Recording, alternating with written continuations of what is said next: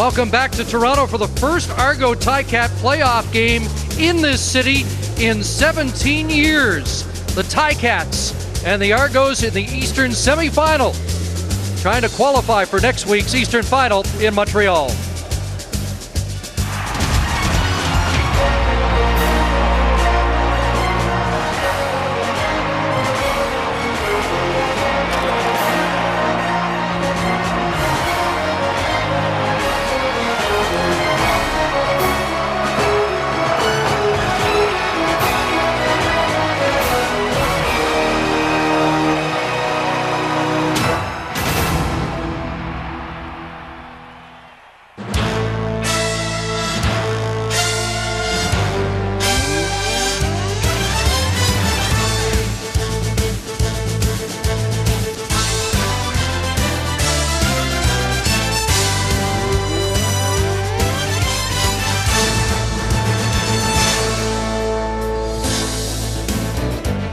Well, it's a lower bowl sellout here at Sky Dome, anticipating a crowd of between 35 and 40,000 for the showdown between the arch rivals in the Golden Horseshoe, the Hamilton Tiger Cats and the Toronto Argonauts. Hi everybody, Chris Cuthbert along with our resident offensive coordinator Chris Walby. No one a bigger advocate of the running game than Mr. Walby. We expect that to play a big factor tonight, as it did on Labor Day when Troy Davis rushed for 233 yards. Well, I'll tell you what, that might have been the best football game I had the opportunity to watch all football season, and had two of the best backs, Avery, and I tell you what, now you got Troy Davis, who had the game of his life, 233 yards rushing, 32 carries. I mean, he is the guy that just gets it done. Led the CFL rushing touchdowns with 10. Led the CFL rushing yards with over 1,600. You know what? He is in the huddle today, and he doesn't talk a lot, but I guarantee you he's whispering to Danny McManus saying, give me the ball. Well, his stats did the talking this year. John Avery likes to talk. Didn't back it up with a vintage Avery year, but I think the slate's clean now, and maybe he can do some damage in the postseason. Two things. First, we're indoors, no excuses, great turf. Now, secondly, the fact is he's a guy that wants to carry the ball, and against Hamilton, he's only had 3 100-yard rushing games all season. Well, hey, 2 of them have been against the Ticats. He can get it done. You know, he's got a bit of a groin pull, could have played last week against Montreal, got his 1,000 yards rushing, would have got a bonus. You know what? I like the fact he didn't play, and I like the fact he's healthy, ready to go against the Ticats today.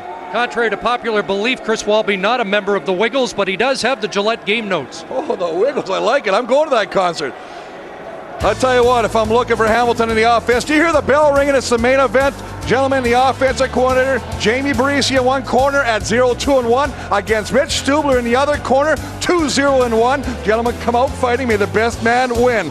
On defense, hey, no pressure here. It's all over. You must pressure Damon Allen and keep him in the pocket. You know what? In 3 games, this Ticat defense has sacked the Toronto quarterbacks 9 times. On the other side, let's take a look at Toronto. On offense, Damon DeMiles, a very dangerous combo. Little play on Avery right there. These 3 guys, gentlemen, are the key for this team to advance to the Eastern Final against the Montreal Alouettes. And on defense, TNT, and I'm not talking dynamite, even though this back is dynamite, you must try to neutralize Troy Davis.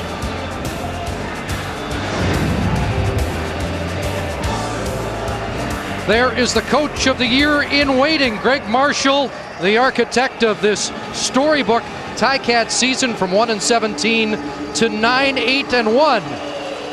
Ready for his first CFL postseason game, and there's Pinball Clements, who registered his first 10-win season as a head coach and feels his team's capable of winning 3 straight in November. And as Pinball said yesterday, these are 2 teams that love to hate each other.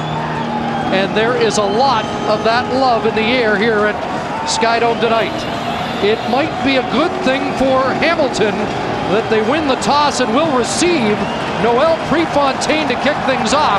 Remember, their last meeting, the Argos returned to kick off the opening kickoff for a touchdown. This is Chris Martin up to the 35-yard line, and we are underway.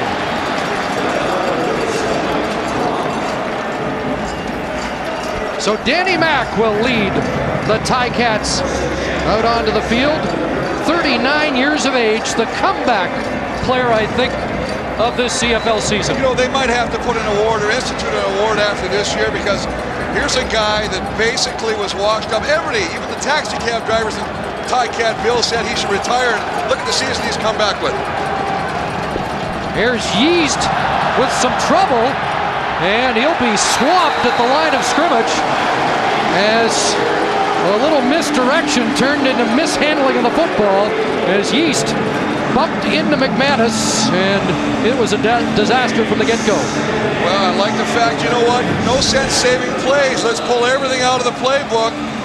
Little play action pass and a little bit of a reverse to Craig Yeast. Timing not working there. Very fortunate to come up with that football. Now it's second and a long 10. This building alive, and McManus will have to fight the crowd calling the signals. Second and 10, and out in the flat.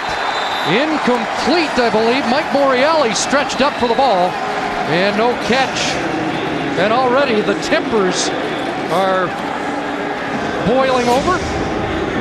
Well, 60 minutes of football and go home. Troy Davis, big factor today. Danny McManus, and a guy you don't talk a lot about but could have a big game, Julian Radlin at the fullback position. Receiving crew, boy, I tell you, these guys can get it done. Two 1,000-yard receivers, DJ Flick and Craig Yeast lead this group. Archie Amerson also back in the lineup. Woodard Baker, Coulter Smith, and Hack, an East All-Star for the 5th time. Jamie Borum, the University of Manitoba product, in his first postseason game with the kick. And there is Livingston, always dangerous. A flag down on the first return. Ticats complained bitterly about a lack of flags on the kick return touchdowns 2 weeks ago. And they contain Livingston just 3 yards on the return, and already punches being thrown. And remember, Labor Day, 4 players ejected. Well, the reason the punches are being thrown is they're not throwing the punches at the player. Now, Livingston has taken exception to his treatment, but what they're trying to do is punch the football out. That's all that is. That's a good play by Wayne Shaw. Get in there, uppercut the football, create a turnover for your team. And Wayne Shaw was one of the 4 that was ejected on Labor Day. So the uppercut is called, and the ball marched to midfield. So terrific field position to start. Well, you know for Damon Allen. You can't do that. We always talked about that. This is a big game. Let the players play the football game. It's going to be emotional. It's going to be physical. Don't throw the corny penalties. At the 54, Argos go to work. Allen in trouble and down. Adriano Belli, the Toronto native, with the first sack of the game. And remember, the Ticats led the CFL along with Saskatchewan with 49. Well, 49 sacks, and you always talk about the 2 guys on the outside. That's Montfort and Cheatwood. But the fact is, they do their job. They keep in the inside, and then the man in the middle, Adriano Belli, comes up the middle, makes the play. Take a look at Baron Shea with a little illegal contact on Robert Baker across the middle. Lucky that flag didn't get thrown there, Chris. Belly comes out. Rob Hitchcock checks in as a nickelback on second and long. And Allen steps up under pressure from Baranchia, and a flag down as the pass falls incomplete. I think he's going to call that for throwing the ball over the line of scrimmage. That's exactly what they're going to call against Damon Allen. Good call by the official on the sideline. Bud Steen in charge of this Eastern Semi. Toronto number 9, quarterback was across the line of scrimmage. Penalty is declined. 3rd down.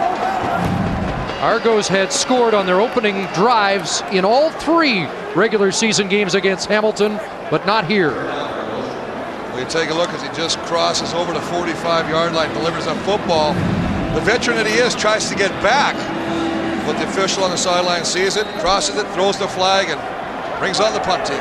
Jason Goss has dropped deep to accept the Prefontaine punt. And Prefontaine playing with a pulled oblique muscle in his hip. Took last week off. And the left footer booms this one. Inside the 15.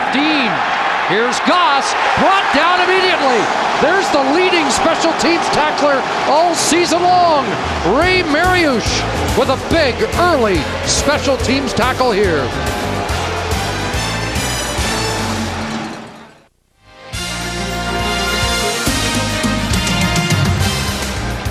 Advantage defense after the opening possessions for these two teams, just the way Michael O'Shea likes it, playing in his 13th career playoff game. The leader of that defense, 89 tackles, second on the team to Kevin Ivan, who led the CFL with 110. McManus will swing it out. Julian Radlin. First contact made by Clifford Ivory. Kevin Ivan, the triple nominee and top defensive player, in on the stop as well. That's a good job. You got to try and mix up this defense, led by Jonathan Brown with 8 quarterback sacks. And what about Noah Cantor in the middle? 10 quarterback sacks, previous best only 4. Fletcher, O'Shea, Ivan, and Bonner. This is a mobile, very active, and a very good linebacking crew. And a defensive backfield that really doesn't get a lot of credit that it does deserve. How about Younger on that short side corner? 5 for Radlin, 2nd and 5. McManus nearly picked off. And that has been such a topic this week with 30 interceptions on the season. And Orlando Steinauer almost had an early one here. Well, Steinauer took a chance. He keyed on Archie Amerson, who's back into the lineup, just going to go over the middle. Just going to cross as he comes across, and you see 21. Orlando Steinauer breaks on that football. Archie Amerson kind of going down, expecting the ball to be low. 21 Steinauer makes the move and almost comes up with the first turnover of the game. They told us yesterday that Amerson might have trouble with that comeback route because of the knee surgery a couple of weeks ago. Pick your poison here. Well, now it's just Arlen Bruce back. They showed Livingston early, but he moved up and bore him with a punt that lands at midfield. And contact before Bruce ever touched the ball, and we'll get another scrap here as Marcus Spencer, the special teams captain, in a duel with Arlen Bruce. Now either Spencer felt that Bruce touched the ball, or he just decided it was worth 5 yards to take a run. I think that's exactly what that latter of your two explanations there, Chris. The fact is, he's already within the 5 yards. The ball is bouncing. The worst thing that can be is 5 yards, but you still got to let him touch the football. He goes right after Arlen Bruce, takes him down. You're lucky because you might get a roughing. And that's a lot more yardage tacked on than the 5 yards it would have been for no yards. So what happened to all this talk from the coaches yesterday about discipline? Remember Labor Day, over 400 yards in penalties between these teams. I know the Argos were admonished by their coach before and after their meetings yesterday, and Greg Marshall felt just as strongly that they had to keep things contained. Well, remember this. You've got Greg Marshall, who is not exactly the most docile individual I've ever met in my life. Pretty high-strung, pretty emotional, wears his feelings on his sleeve, and I think his team feeds off him. No yards. Hamilton number 4. Major foul, unnecessary roughness. Hamilton number 4. First down. And that's exactly what we talked about. It's smart. You know what? He had the first part right. You got 5, it's bouncing. You know that the most you're going to get penalized is 5, but just let him. You got him surrounded. Sit back, let him pick up the football, and then crunch him. Spencer's saying he took a punch to the jaw, but it went undetected, and this is a pretty good shot against the Tiger Cats as they'll march it down to the 26-yard line. They basically gave him field goal position right off to start this drive. So Damon Allen with nice field position to work with. Trying to get the Argos on the board first. Pumps, looks deep, and Tony Miles got crossed up in the pattern with his quarterback, and it falls incomplete. Now, Tony Miles is going to bring it back to the middle of the football field, and Damon Allen thought he was going to go to the corner. He threw it to the corner, and Arabin Justin was the only player that actually had an opportunity to come down with that football. Just again, a miscommunication with Tony Miles, who's back in the lineup, has missed a number of games, so you would think the timing's still not there between Allen and Miles. Slow start for the offenses. The Argos second last in scoring this year, last in yards offensively. 2nd and 10. Allen over the middle has a completion. There is a flag down as Arlen Bruce has the first down pending the penalty. Well, the penalty was thrown deep in the secondary, and unless it's a rub against the Argonauts, it's going to be a first down. Major foul, face mask, Hamilton 24, first down. Well, Bernard Cox is going to get a legal face mask, or hands to the face mask, as he's doing the shuck with the receiver. There's Robert Baker, and he's just kind of walling him off. I really don't see the penalty right there.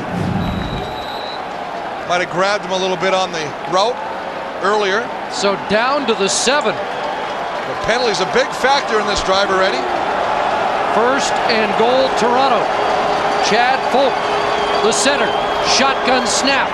Allen into the end zone. Looks for Bruce. He's got it. Touchdown. Arlen Bruce fought off Arabin Justin, who thought there should have been offensive pass interference. Chris, just a scenario where you have both players seeing the football and they both fight for it.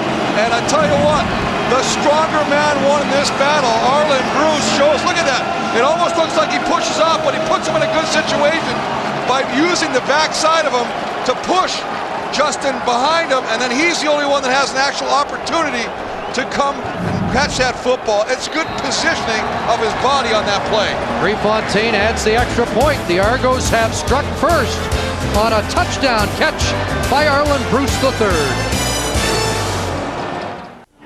Arlen Bruce made his Argo debut on Labor Day, and he puts the first points of this Eastern semifinal on the board. 3 plays and a penalty-aided Argo drive as the Ticats' lack of discipline costs them early. 30 yards is a lot of real estate to give up in this game. Prefontaine kicks it off, and again Chris Martin from his 10. And Martin unable to shake it outside. Finally, game tackled at the 31 as we take another look at the Argo major score. Remember, Arlen Bruce was an all-star wide receiver in 2002. Now we're going to run it here. They're just going to rush 4 guys.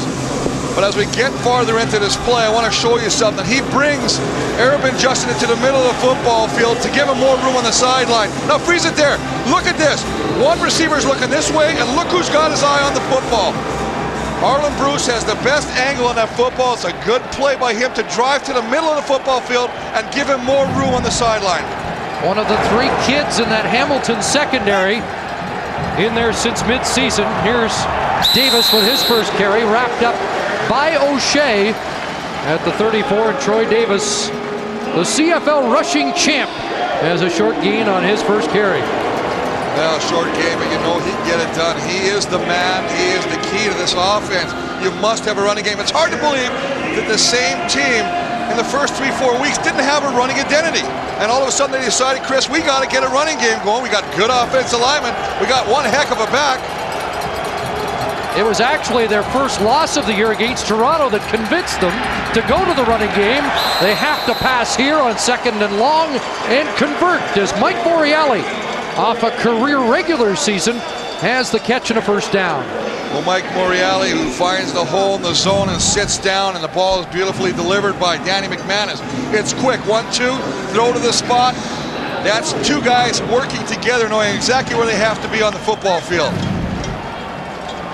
11 on the completion to Morreale, who had 75 catches in the regular season. First down, back to Davis. Nothing doing. Met right in the hole by Jonathan Brown and Eric England.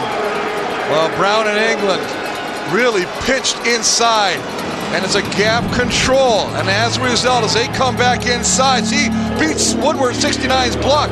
That doesn't give any opportunity for Troy Davis to even find a seam to kind of shoot through there. Cats are going to need better first down production than we've seen so far. 2nd and 10. 5 receivers out, and McManus down. Cleveland, who led the CFL a year ago in sacks, has McManus down. If you can't beat this offensive line one-on-one, you got to twist. You got to try and put this offensive line on different levels. Watch how 95 ramps. He's going to come, and he's going to come around inside. As he comes around, he's not picked up by the inside guys. As a result, he gets pressure. He forces Danny McManus to pull the ball down, and it results in a sack. Only their second in 3 games against this Ticat team. Hamilton led the league in protecting their quarterback, just 10 sacks all year. Gorham. Here's Livingston at his 30. Livingston gets a block. And Livingston up to the 50-yard line. So 20 on the return. Argos with the lead and the football. And a double tight end formation. John Avery's first carry up near midfield. And Avery has 6 yards. And again, as we mentioned off the top of the show, best 2 games of the year, best 2 runs of the season, both against these Ticats for John Avery. Well, I thought there was another interesting stat that we really didn't get to, and that's the fact that against the Ticats, he averages over 6 yards a carry. Against every other team in the CFL, it's over 4. So he really does have good success against them, but you got to give that offensive line. It doesn't get a lot of credit. They're doing the job. 2nd and 4 for the Argonauts, who stay in twin tights. Avery made the first man miss, but won't get to the first down stick. Joe Montford with the first contact, but Avery slipped out of his grasp. Well, Joe Montford's just going to come from the bottom of your screen, and he beats the block of the tight end. I believe it's Mike Mihalik, who's got this wall off Montford to say, you know what, I know you're quick, 53, but if you're going to make the tackle, I'm going to make you go the long way. You cannot allow him to beat you across your face, because that disrupts the play, and that was a great play by him, and now it forces a punting situation. 3-time top defensive player, ranked 2nd to Tim Cheatwood, his teammate, in league sacks this year. That dynamic duo with 27 between the 2 of them. Here's Goss inside his 5. Looking for some room and nothing opening up. And again, Ray Mariusz with the tackle, always dominant on special teams. Well, go back 17 years with Al Bruno on the sidelines for Hamilton, Bob Obilovich for the Argos. The last time, unbelievably, these 2 teams met in a postseason game in Toronto, and the Argos prevailed on that day.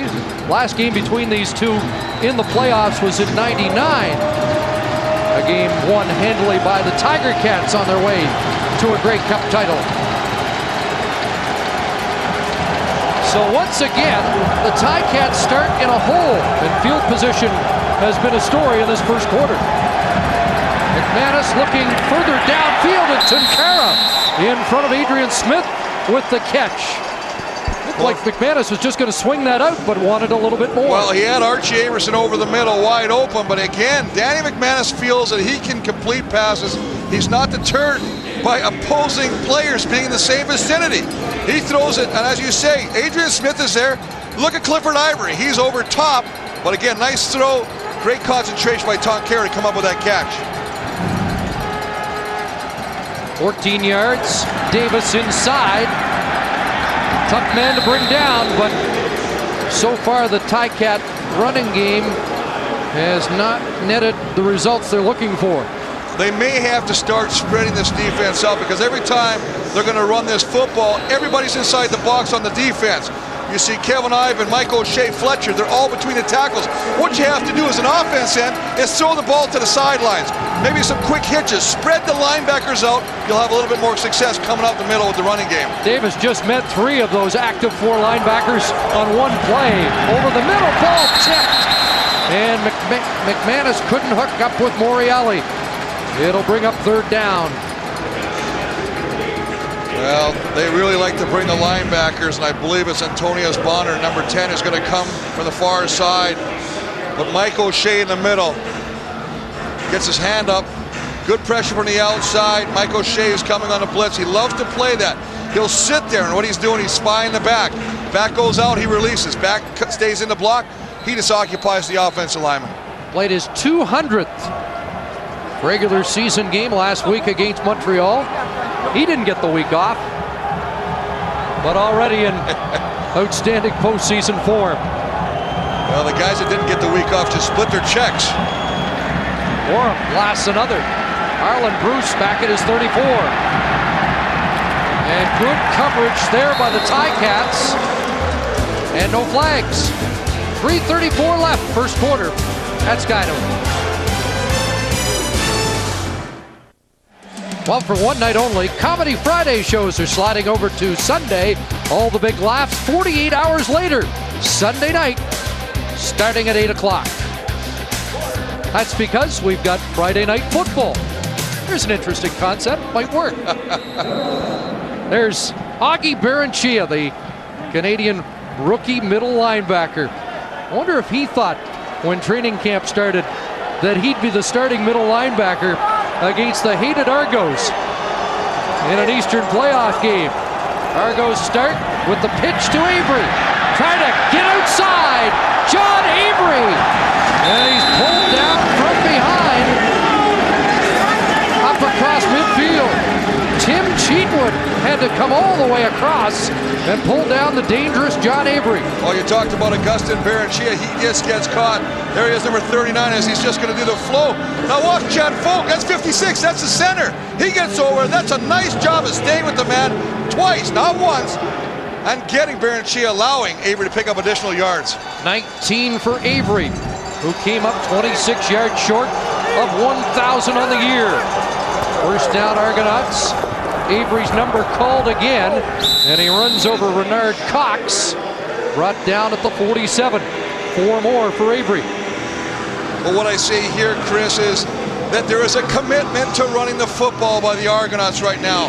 Nothing more than a glorified sweep. They're going to get a lead blocker with Jeff Johnson. The tight end's going to be over there, and then let that man, John Avery, find his hole. If it's outside, take it outside. If there's something inside, hey, this guy's got the speed and the cuts to make something happen back against the flow. Renard Cox out of the game for Hamilton. Marcus Spencer checks in at that spot. 2nd and 6. Allen pumps, looks for Bruce, incomplete. Well covered by Jason Goss. And it will be 3rd down. Well, pattern, they found success earlier in the quarter with Arlen Bruce just dragging across the middle of the football field, hoping to get a little separation from the cover man. What you see right there, there's 27. Jason Goss, step for step, right in the hip pocket, going over, not allowing Arlen Bruce to come up with a catch. Bruce, the man who scored the touchdown.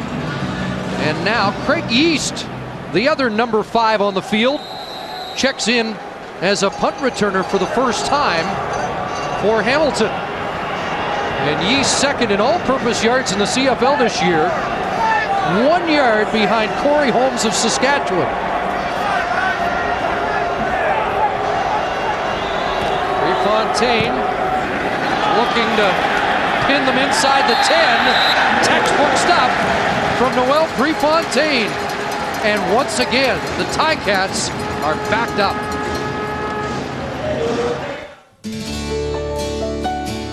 Closed captioning of this program is brought to you by Standard Life. Keeping our word is standard. Offensive coordinator Ken Austin.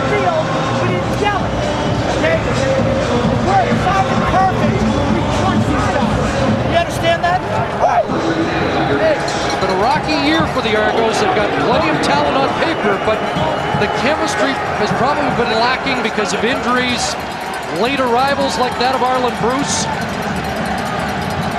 Jamie Barisi, the offensive coordinator for Hamilton, has got to come up with something.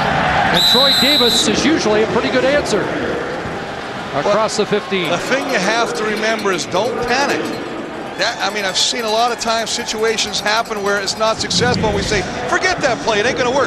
You got a guy like Troy Davis, you know you made your bread, you made your money with this guy carrying the football, you've got to keep giving the football. He's gonna break one. This is the first time, I think, Chris, they've actually got good first down production. 7 for Davis, so it'll be 2nd and 3.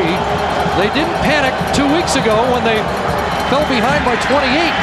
There's a short pickup by Morreale, but enough for the first down as he's brought down by Clifford Ivory, the former Tie-Cap. And more important, throwing the football to the sideline. I know it's a dangerous throw, but the fact is, you're in the middle of the football field, it's the same distance to the left or the right. The fact is also, you're going to spread this defense out a little bit. You can't always go between the tackles or the hash marks. You got to utilize it. You got a big field, might as well use it all. Second first down for Hamilton. Dangerous throw. And Don Gilliam drops the ball. He had 6 catches in the first 8 minutes last week against Ottawa. And Pinball Clemens said to us yesterday, that 84 looks scary. He looked scary, but he actually stopped and lost concentration on the ball because he actually thought that Ivory was going to intercept it. He was going to be in the chase mode. That's the end of the first quarter. One dominated by the Argonauts. Greg Marshall's team's down by a touchdown.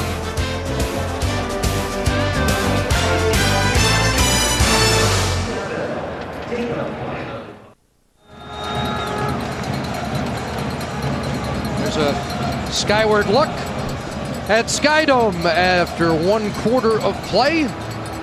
Well, it's been a defensive game, as evidenced by 3 first downs each. Obviously, the big factor, the penalties. The Ticats took the 30 yards in a row that allowed Toronto to go down. They completed it with a touchdown 7-yarder to Arlen Bruce to take the 7-0 lead. Both offenses quiet. 2nd and 10, Hamilton. McManus under pressure. Overthrows Morreale. And he was in triple coverage. And I know we pumped this offensive line, but Toronto's only bringing 5 guys. They're not bringing the house. There's only 4 coming right there, and they're getting pressure on Danny Mac. But once again, we talked about the way to beat this line, and that is to put the linemen on different levels. And doing that is by running stunts. And they're picking the other linemen, and they're getting pressure on Danny McManus. The thing that hurts it, if you got a stunt and you got a guy wrap around to the outside, and you got a running play, and it hits that open area where the lineman just vacated, it's going a long way. Already the 5th punt of the game for Jamie Borum. Livingston dropped it, quickly recovers, and he'll be pushed out at the 51. But once again, the Argos have enjoyed great field position throughout this game. We've got Michael O'Shea wired for sound tonight. Let's listen in. Let's go. Let's go.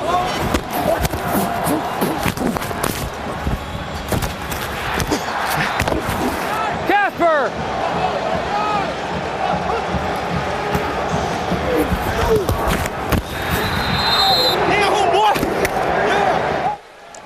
I wish we had a camera in the booth when Dave Hack and Wayne Shaw or Wayne Smith were taking their shots at the middle linebacker. You related to that, didn't you? I don't need Viagra. At the 51-yard line, Allen looking for Tony Miles, held up, and a penalty flag is thrown. Diedrich Mathis is going to be called, and Camus Reed better be careful. The defensive coordinator well out on the field to protest the penalty. Well, this is a good call. The officials have taken a lot of heat in recent weeks, but the official is right on. Diedrich Mathis allows Tony Miles to get behind him, and he has to actually grab the jersey. Hamilton 26. First down. You're going to take a look at it. He's going to fake like he's going in, then he's going to break it up the field, and you'll see the tug on the jersey, just enough to slow him down. The official's going to grab. Remember the contact. You're not allowed to have contact downfield. Now, I know, Chris, you give me that look. I'm giving you that look. Like I'm doing your taxes. Boy, that happens on just about every play, doesn't it? Here's Robert Baker with a catch. And Baker inside the 25 has another Argo first down. Well, just a situation where they drag Baker across the middle. Bernard Cox The weak side linebacker's got to stay with him. He tries to stay in the hip pocket, but Baker, who they say is the toughest, strongest player on this team, not just of the receivers, gets the job done. He's really come as he's learning how to play this slot back position. They moved him inside. He's getting better every week. Kent Austin says he's the toughest receiver he's seen since Ray Elgard. Wow. That's tough. That's a compliment. First down, Argo's threatening, but Allen in trouble. And down he goes and dropped the ball. Wild pile up. Who's on it? Well, Chris Martin, who had 2 sacks last week, it's a delay. This is a delayed blitz. Ticat football. And he comes from the halfback position, and Damon Allen does not pay him any attention because it's delayed. And as he drops back, 29 comes in there and jars the ball loose. And Tim Cheatwood just came up with it out of that wild scrum. Well, that is a big break for the Ticats because the Argos were marching, but there he is, 29, coming from the halfback. It's a delay. He's not lining up. He's not giving it away.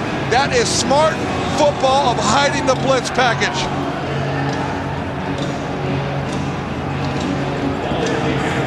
And that was some battle in the trenches after Martin forced the ball loose. The defensive player of the week, Chris Martin, for his performance against the Renegades. So the Ticats get the first big turnover. And now McManus looks for Gilliam, and he is separated from the ball. Antonius Bonner, and Gilliam still down. Well, Antonius Bonner, rocked him, and Greg East is already waving to the sideline. Let's get someone over here. And the ball is delivered. The man you mentioned that Mike Clemens, the coach of the Argonauts, fears is 84. Figures he's got the big play potential. In his 7th football game, comes across, makes the catch, but what a hit from the backside by Antonius Bonner. Just sitting back in that zone coverage, and he unloaded. Take a look. Nice job of Wayne Smith coming out, picking up Ivan on the blitz. There's the catch, and as he comes in, number 10 ready to meet him.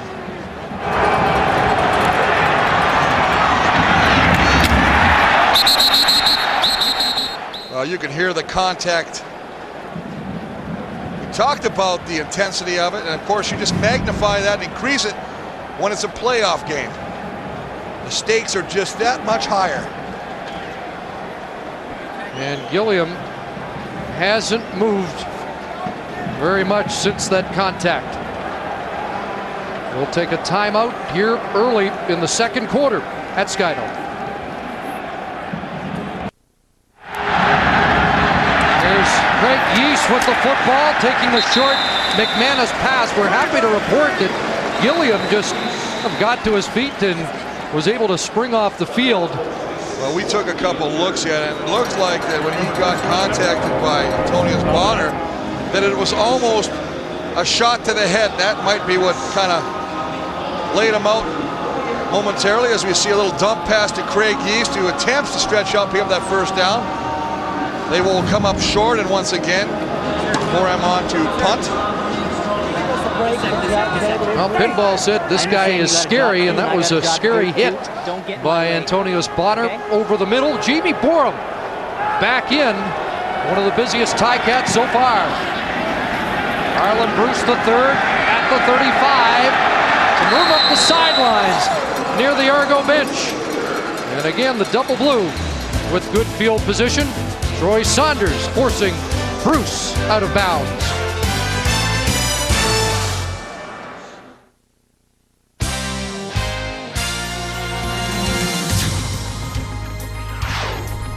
The CFL on CBC, brought to you by General Motors and all its divisions, and by Wendy's, the official hamburger of the CFL. Wendy's, it's better here.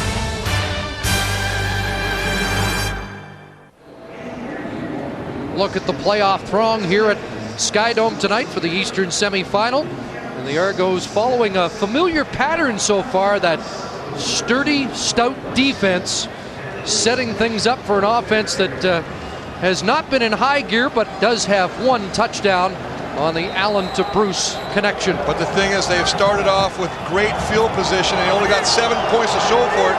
So the longer the Ticats hang in, the better. Pitch, Avery left side. Joe Montfort wraps him quickly and holds the gain to 3.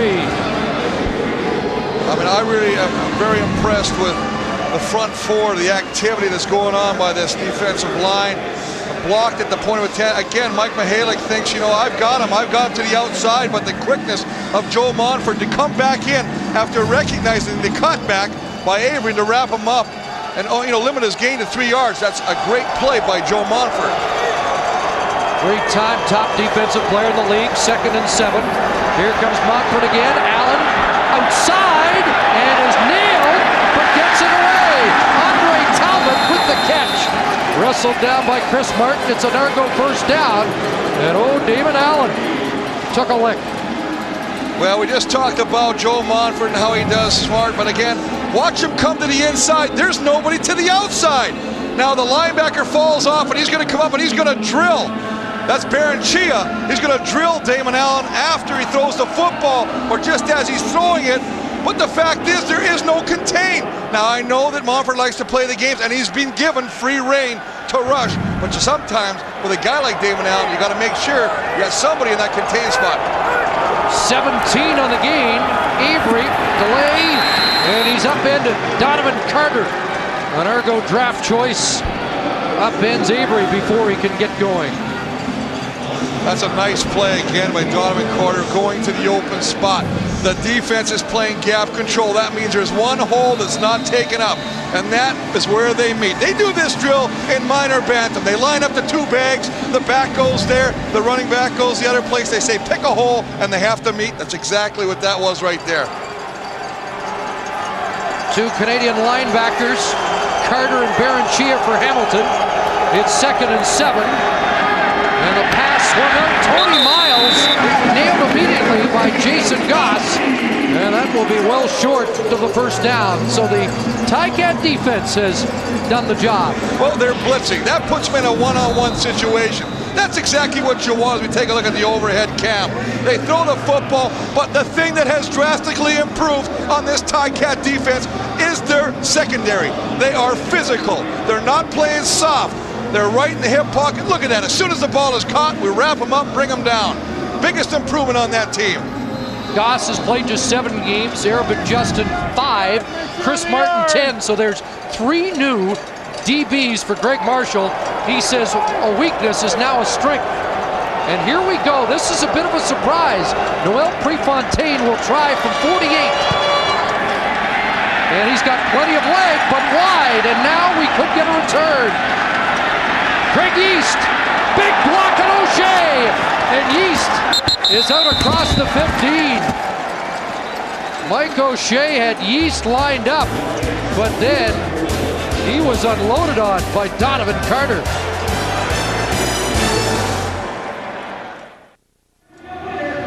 Adriano Belli just got charged for roughing on Noel Prefontaine, and there's Greg Marshall in his face about this major foul. Well, you know, it's one thing to take the kicker. Now he's hurt. He's going out. Now he's all the way out. Now look at this.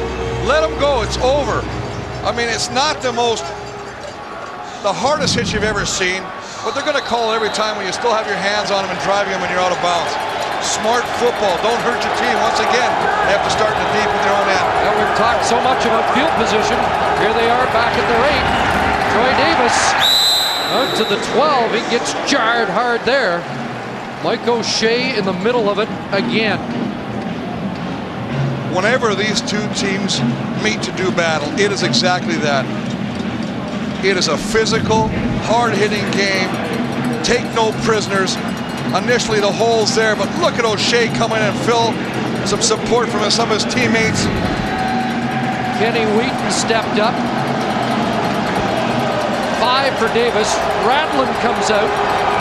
An extra receiver in, and Dondre Gilliam back in the game. On 2nd and 5 as O'Shea parks defensive signals.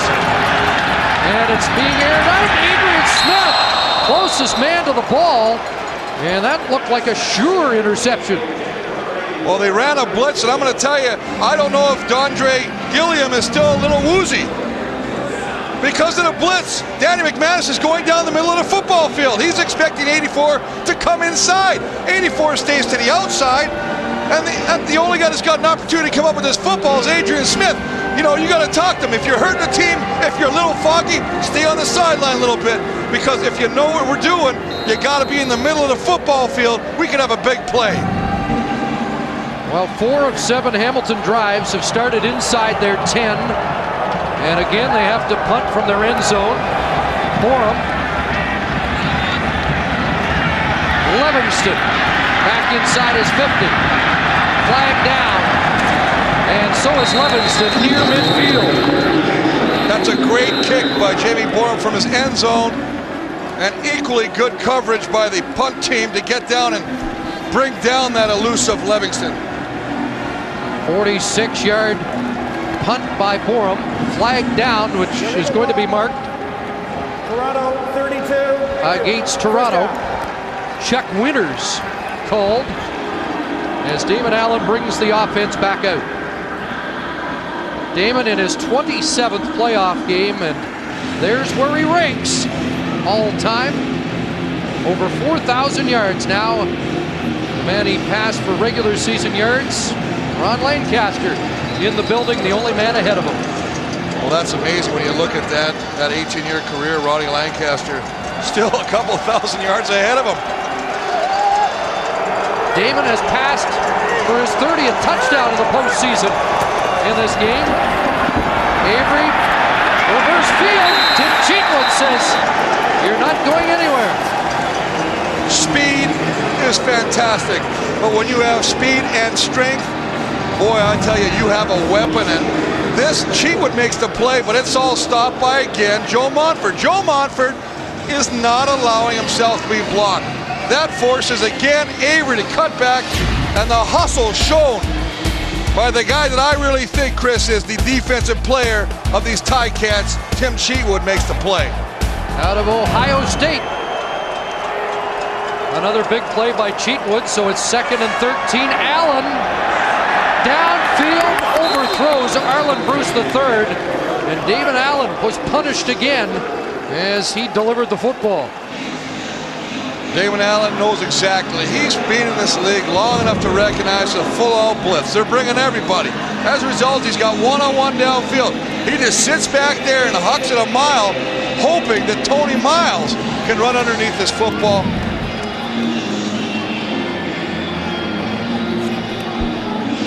So a 3rd down. Miles, Arlen Bruce, they're all going to go deep anytime you see the blitz. And Hamilton should get its best field position unless Prefontaine comes up with a huge kick.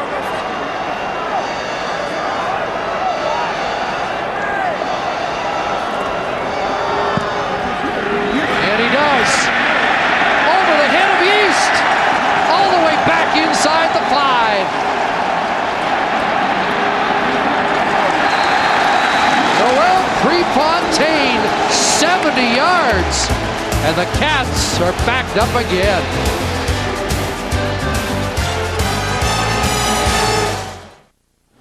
Great game here at Skydome as the Argos lead the Tiger Cats 7-0. With me, the greatest Canadian quarterback in CFL history, Russ Jackson, and he's also the committee chair of the Vanier Cup, at least the honorary. And you know, for the first time ever, the Vanier Cup's going to be held outside of Toronto in Hamilton, week after Grey Cup. And what does that mean, just to have it back and in a different city and outside for the first time in 15 years? Well, I think it's terrific. I've been one that's, I think, has talked about some of these big CIS events. The football, the basketball should get across this country, and that people really see what the student athletes can do in Canadian universities. And the Vanier Cup, November 27th in Hamilton at Aberwin Stadium, is going to be a terrific event. Well, there's going to be, certainly, it has been a surge in the popularity of the CFL. Has that translated, do you think, to the university game? Tough to hear what you're saying down here, Brenda.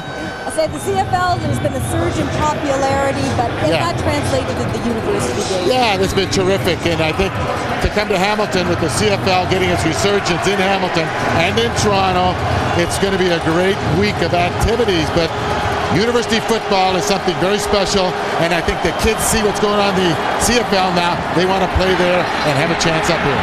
Thanks, Russ. Thanks a lot. DJ Fleck, who's normally sure-handed, drops that as the Ticats went vertical and looked like they had something cooking for the first time. Well, they went vertical, but it's built off play action pass. That freezes him, the linebacker, just for a second and allows DJ Fleck to get some separation down the seam, and he's got a step right there. Goes down, tries to pick up that football off the turf. Can't come up with a catch and actually got up limping. Fleck over 1,000 yards on the season, 7th in the CFL. Should have had that. It's 2nd and 10. And McManus looks back for Fleck, and it's knocked away by Michael Fletcher. And that one up for grabs. So the Argos have had their chance to add to the interception totals, but have not been able to do it yet. They're giving him a look to make him think it's man coverage, and he's following Flick down, and then they drop into a zone. They come off that, and as he goes across, he just falls back. Fletcher does, and his drop from the linebacking position almost comes up with a big interception. It's one of those things that Danny figures there'll be a hole. It's not there, and the closest to the ball was Michael Fletcher, number 2 of the Argonauts. Bourne for his 8th punt of the game. Arlen Bruce strung out, brought down. Good tackle on the play by Sandy Beveridge to contain Arlen Bruce. Well, this spring, thousands of Canadian hockey hopefuls tried out to make their dreams come true. 68 battling it out for the ultimate goal. One of 6 tryouts with an NHL team making the cut, presented by Bell, Tuesday, 8 o'clock on CBC. You know, when I sent my my audition tape in, I thought maybe there was an opportunity. I sat by the phone for a while, never rang. Can't believe the old Manitoba junior star, or star. There's Allen, downfield, Tony Miles got loose. The ball didn't arrive. Well, the Ticats are very fortunate because that ball is overthrown. Chris Martin just slipped on the turf, and Tony Miles was wide open behind him down the sideline. You can see he just turns, and that's just because of a broken coverage. That's what that is. Chris Martin does not realize that is his man, and by the time he realizes it, he falls over. Big break for the Ticats on that overthrown pass to Miles. So 2nd and 10 at the Toronto 45. Here comes the blitz. Allen downfield. Overthrows Arlen Bruce. The pressure may not be getting to Damon Allen, but it is forcing him to overthrow his intended receivers. That's serving the purpose just as well, because on this play, much like the last play, both receivers were wide open. These are just a simple case of the ball being overthrown as he feels footsteps, not only from behind, from the side, and he sees attackers in his face. See John Avery working against Joe Monfort, getting helped by the big tackle, John Fugel. You got to put 2 guys on Big Joe sometimes. So the Ticat pressure that led to a tie in quarterback sacks for the lead in the CFL with Saskatchewan cranked up again tonight. Prefontaine, the game's 13th punt, and another blast. East puts it on the turf. And he is swarmed as he crosses the 15. 53 yards on that kick by Prefontaine, who led the league in punts, and the Argos led in net punts because they've got a great coverage team. Well, that's exactly it. Their coverage team takes pride in that. Because when you're number 1, you know you don't get your name mentioned. You're one of 11 guys that are down the field covering. But when you got a guy, and you got to remember this, Chris, when you got a guy with the leg strength of Prefontaine, I mean, he's going to kick this ball a mile. Now, these guys got to be disciplined, stay in their lanes. Look at them staying in their lanes. That's Williams, number 11, heading up to the football. It's Zeki, Srochensky, Marius, who led the CFL in special teams tackles. They're all there. From the 17, the quick hitter, Morielli, the possession man in this Hamilton offense, the former Argo and a top Canadian in the CFL, Mike Morreale with a catch at the 23. 7 for the Cats on first down. Good first down production, getting that ball quickly out. Now, I'm going to tell you, from watching this defense so far, Chris, I see a very aggressive Argonaut defense who might bite on a pump and fake, or a pump and go, if you like to call it that. Approaching the 3-minute warning. 2nd and 3. They'll get the first down. Tunkara in for Dondre Gilliam. Up to the 38-yard line. 14 for Tunkara. As the Cats still looking for their first points of the first half.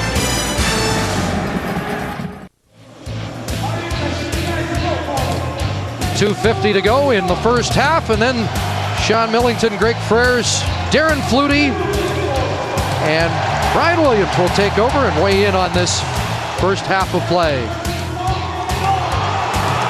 And the history of excellence will feature Bill Simons, the great Argo running back. Noisy Skydome, a defensive battle, as you can tell from that line. And there may be concern in the Hamilton camp about their depth at receiver, with Dondre Gilliam on the sidelines after that huge hit. And we've yet to hear from Archie Amerson. So dangerous a threat for 14 games, but coming off knee surgery, is he healthy? We might find out here. Archie Amerson with a burst. And on cue to the Argo 50. Well, you know what? You are the master. I mean, you called it exactly. We were up here wondering where number 9 is going to start contributing. Or really, is he healthy right now? We know he has some left knee troubles. He ran hard in practice, said, I'm ready to go, but really hasn't been utilized much in this opening half, but gets a little reverse, gets to the outside, puts a little burst on, and that's their biggest play of the game. 14 games, 894 yards receiving, so he would have been a 1,000-yard man with a full campaign. Davis strung out. Bonner looks for him, and he's finished off by the backside pressure of Jonathan Brown. And they have swarmed Troy Davis tonight. Well, it doesn't matter where they've tried to attack with number 32. The double blue of the Argonauts have met the challenge, whether it be inside or the outside. They've limited the gains of the CFL's leading rusher, making yardage tough to come by for Troy Davis. 7 carries, 27 yards on the night. Loss of 1, 2nd and 11. 4 receivers wide side. McManus underneath, picked off. Kevin Ivan, the top defensive player, the outstanding Canadian, has the interception as McManus threw it up for grabs. Danny Mack is a great football player, but not here. This is a very, very poor decision. He's going to sit back there. They bring the blitz, Fletch from the outside. Jonathan Brown, Noah Cantor get a little pressure. As he's going back, he decides, I'm going to try and put it to a certain area anyway. Craig East is nowhere near there. The only guy that's close to that football is Kevin Ivan. Poor decision. I mean, you need your leader, your guy back there, the quarterback, to make proper decisions. That's just a bad decision by Danny McManus. In the 2 wins by Toronto over Hamilton, 10 takeaways by the Argos, and they get a big one here. Andre Talbot, who scored his first touchdown against Hamilton on Labor Day. And there is Kevin Ivan at 215 pounds, a defensive demon. Well, it's hard to believe because you look at him, he's 215. He's a little pencil neck. He's not big, but you know what? He's got instinct, boy. I tell you, when he's on the football field, a lot of his tackles, he is hustling. His motor never stops. Former high school quarterback who says he can read these offenses in a flash. Flags down as Miles stretched out for the first down. He'll be close, but let's sort out these penalties. Well, defense once again has to come up big for the Ticats as they're going to call offside on the Argonauts. Obviously, one of the receivers has left a little early before the snap of the football. But Kevin Ivan with his interception. Offside, Toronto 18, Second down repeated. Well, Soward offside, but Kevin Ivan, he's just at the top right there. He's just going to jump off. That's the 9th interception of the Argos on Hamilton Ticat quarterbacks this season. RJ Soward offside, so it's second down over. And 11. And Allen, incomplete. Behind Andre Talbot. And the passing yardage minuscule in this first half. McManus was 61, Allen was 64. Well, and the thing that's interesting, this is a 3-man rush. This is 3 defensive linemen against 5 offensive linemen, and they're getting pressure on Damon Allen, forcing him to throw that football earlier than he wants. On the other side of the coin, we're seeing the Argos going against a good Ticat O-line, and they're getting pressure with 4. I don't know what's happening to the O-lines today, but they're not going to be watching films tomorrow with a lot of smiles so far. Rare harsh criticism from this booth for the Buffet boys. And with 91 seconds to go in the half, the Ticats are going to get the football with a chance to get on even terms. Jason Goss, Randy Straczynski, a sure tackle at the 21. Another big Prefontaine punt to 53 yards. Now, Danny Mack has been starting from a deficit position throughout this first half. And a lot of times it's not his fault. They've taken bad penalties that have pushed them back into the shadow of their own goalpost. But you take a look at that. I mean, that's not something you want to see as an offensive coordinator. And I'm sure Jamie Barisi is going to have a nice talk with this offense at halftime. Punting every time except for the last one they had an interception. And look at the starting position, the 35-yard line, their best. Yeah, this should be interception here. There is Jamie Barisi. Worked at Central Florida, Penn State. Joked earlier this year when they weren't running the ball that Joe Paterno would like his offense. He would with Troy Davis now. And Davis across the 25-yard line. But it was a wide open vertical attack for the first 4 or 5 games. After they got shut down by the Argos early in the season, they decided to develop the running game around Davis. And going into this game, you thought they had a pretty balanced attack, but nothing seemed to be working. You have to have a balanced attack. You cannot live off the big play. I mean, it's a hit-and-miss situation. Yeah, you may get a couple during the game, but what about the other 65 plays you're going to run? Gilliam back in. Davis on second down, and he won't get back to the line of scrimmage. This Argo defense is fired up. They are getting penetration at the point of attack. You know what? I've seen these guys play the Argonauts defense, and they've made tackles 10 yards deep. Was the first time they contacted the ball carrier. Today, they are in the backfield. They are playing this football game in the backfield of the Ticats. Look at the penetration. That's exactly what you want. Ivan again, the man, number 35, the human dart, underneath the blocker, making the play. 3 games this year, Ivan with 20 tackles against the Ticats. And Ivan called timeout, and the Argos now are going to be set up with just under a minute to play to enhance this first half lead. As again, Borum into punt, and Livingston back. Jamie Borum does a great job. Huge kick there. And let's see if they can contain Livingston. Yes. Out at the 24. And that's a 61-yard punt. Good defense and good kicking games right now. And you know what? You gotta love this story. They talked about Jamie Borum and they said, you know, you're going to be kicking against the legend. Noel Prefontaine, known for the strong leg. The Walby Warrior. Yeah, Walby Warrior. He does it all. I mean, downfield making tackles. And he says, you know what? He says, I want to just go out there and hopefully I can play as well as he can. I feel that I'm a strong kicker. I'm very confident in my own ability. Well, he's matched him. I mean, and a lot more pressure, Chris, because he's been kicking from his own end zone or pretty close to it on a lot of plays.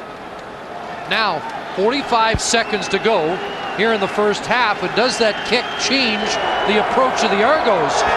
on this final first half drive. Allen's going to throw, pumps, doesn't change at all, going deep. Talbot's got it. Andre Talbot, the Wilfrid Laurier product, beating Arabin Justin. Arabin Justin bit on the pump fake. I've been talking a lot about that from the other side of the ball with the Ticats. Damon Allen, wonderful example of getting the corner to bite on the out route, and then Talbot just keeps going downfield.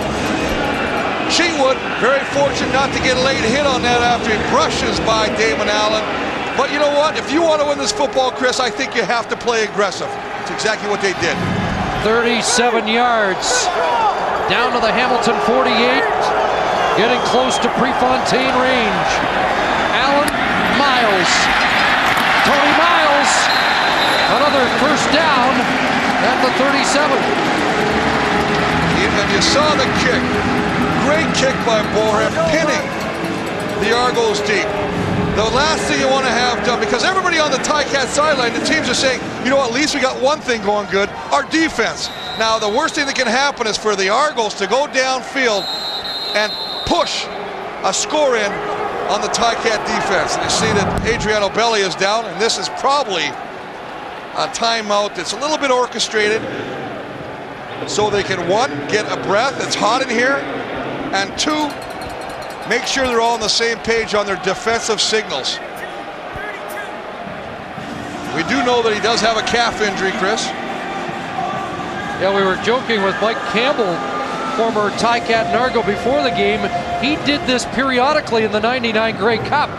After the game, I apologized, speculating he was just trying to take a timeout when he sold me. I thought he was hurt. And after the game, when I apologized, he said, no, I was just trying to get timeouts for don't worry about it. And so you wonder here, we do know Belly has the calf problem. But we also know that in a lot of passing situations, he comes out, Hitchcock goes in, and they might just trying to be getting that defense set. Well, I think it's a smart play, especially since the momentum is definitely with the Argo offense right now.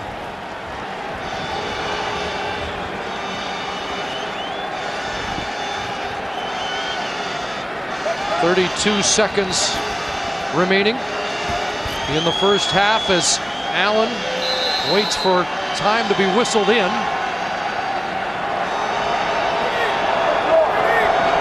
First down, Toronto.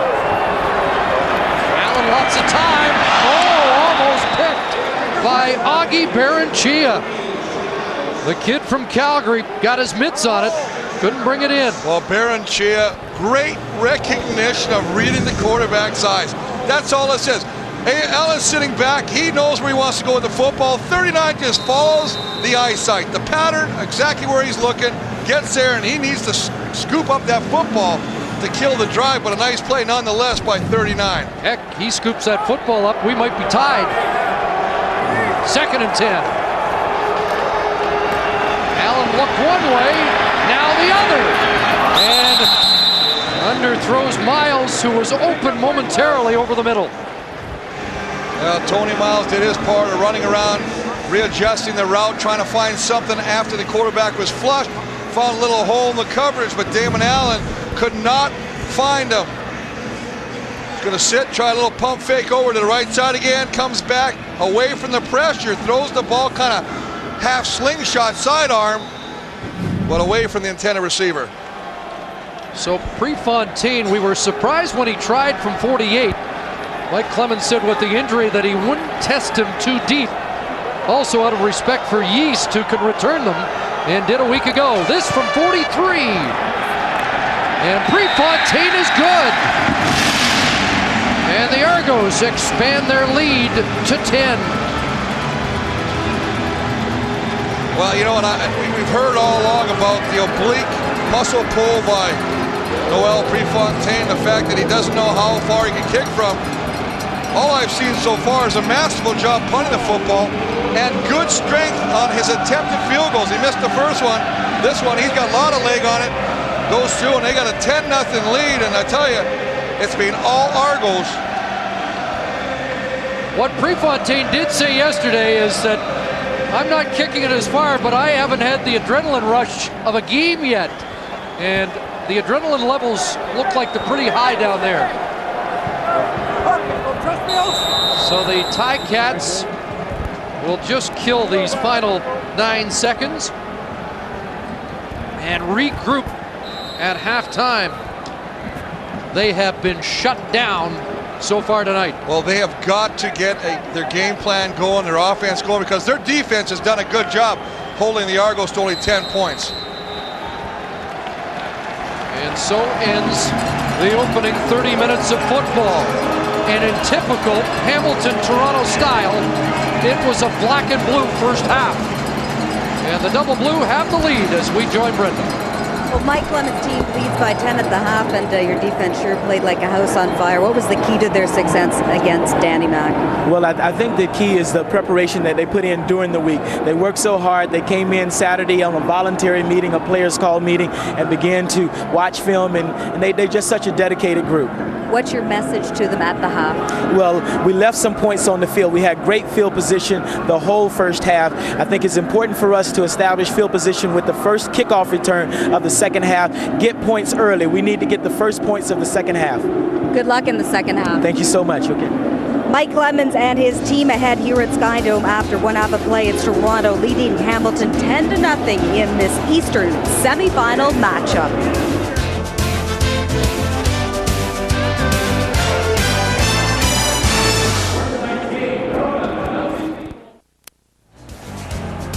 And a look at downtown Toronto as we approach 9 o'clock Eastern Time on this Friday night. Primetime coverage of the Eastern semifinal, and the Argonauts lead it by 10. If you are just joining us with Sean Millington, Greg Frères, Darren Flutie, I'm Brian Williams. Let's talk about that first half. And Sean, I don't always say it's a lack of discipline or just dumb, stupid penalties hurt the Ticats early. Well, they've had problems with this all year, and it's something that Greg Marshall has tried to address, but obviously unsuccessfully. We have Belly taking bad penalties. We also have Spencer taking a bad hit on Arlen Bruce. I mean, what is he thinking here? The guy is set up, he's got him downfield. All you need to do is go in and make the tackle, and it's over. Adriano Belli as well decides that he's going to go in and take the selfish hit.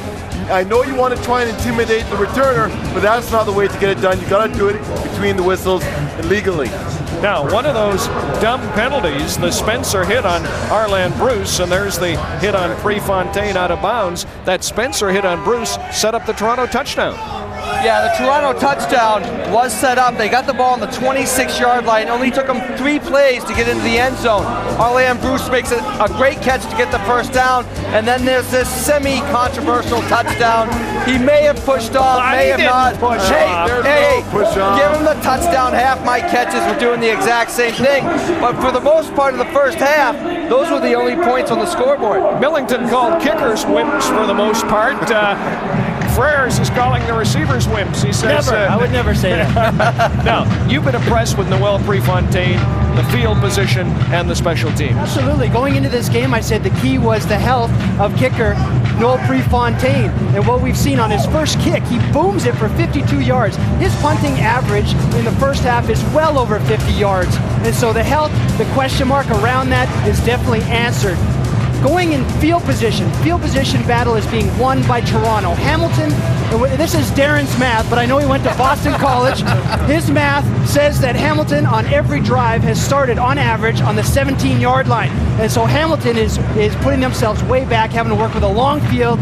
That's going to help Toronto. All right, very quickly, let's deal with some points. Rich Stubler's defensive adjustments, the Toronto defensive coordinator. A fantastic job. They go the whole season. They're last in defense against the rush in the Canadian Football League, but they change around. They switch the gaps. Their D linemen are going to play in there. They back their linebackers up. They read the run and then support it. They've shut down Troy Davis in the first half, and that has kept the Ticats from moving the football. Sean, you said to me late in the half that Damon Allen's been taking a tremendous beating. Oh, it's been unbelievable, Brian. He's just it seems every single play we're seeing Damon Allen pancaked on his back, and I think that's really rattling him right now. You've seen him do a bunch of throws long where he's had wide open receivers.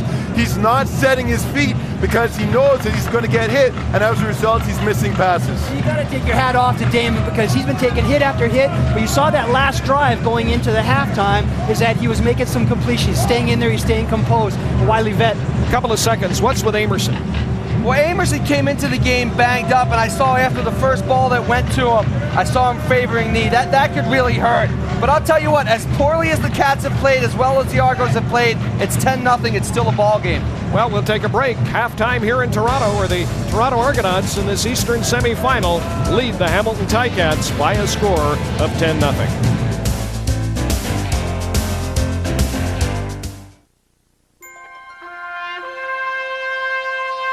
History of Excellence, brought to you by Nissan. He was simply one of the best backs to ever play in this city. Bill Simons is an Argonaut legend. Out of the University of Colorado, he played 7 seasons with the Boatmen, turning around a team that had not made the playoffs in 5 years. The 1968 Most Outstanding Player still holds the record for the longest rush from scrimmage in playoff history, 100 yards against Hamilton. He's a Colorado Buffalo that made his home and future in Southern Ontario. And just a reminder, 68 players battle it out for the ultimate goal, one of only 6 tryouts with a Canadian NHL team. That is if and when they come back from the lockout. A long road to NHL glory, making the cut, presented by Bell this Tuesday night, 8 o'clock, 8:30 in Newfoundland here on CBC. And 3 of the players there, Darrell Levy, Anthony Marshall, and Troy Kaler, here in attendance tonight at Skydome. Part of this crowd of just under 40,000, the Argonauts with a 10-point lead at halftime. We'll take a break. Chris Cuthbert and Chris Walby with a play-by-play of the second half. You're watching the Eastern semifinal, the CFL on CBC.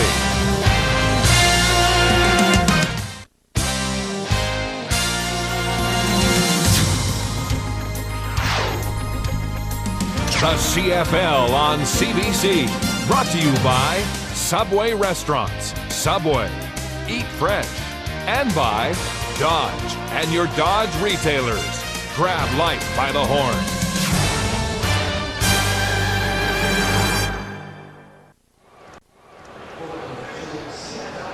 Welcome back to Skydome as we get set for the second half of the Eastern semifinal between the Hamilton Tiger Cats, Toronto Argos. There's the score.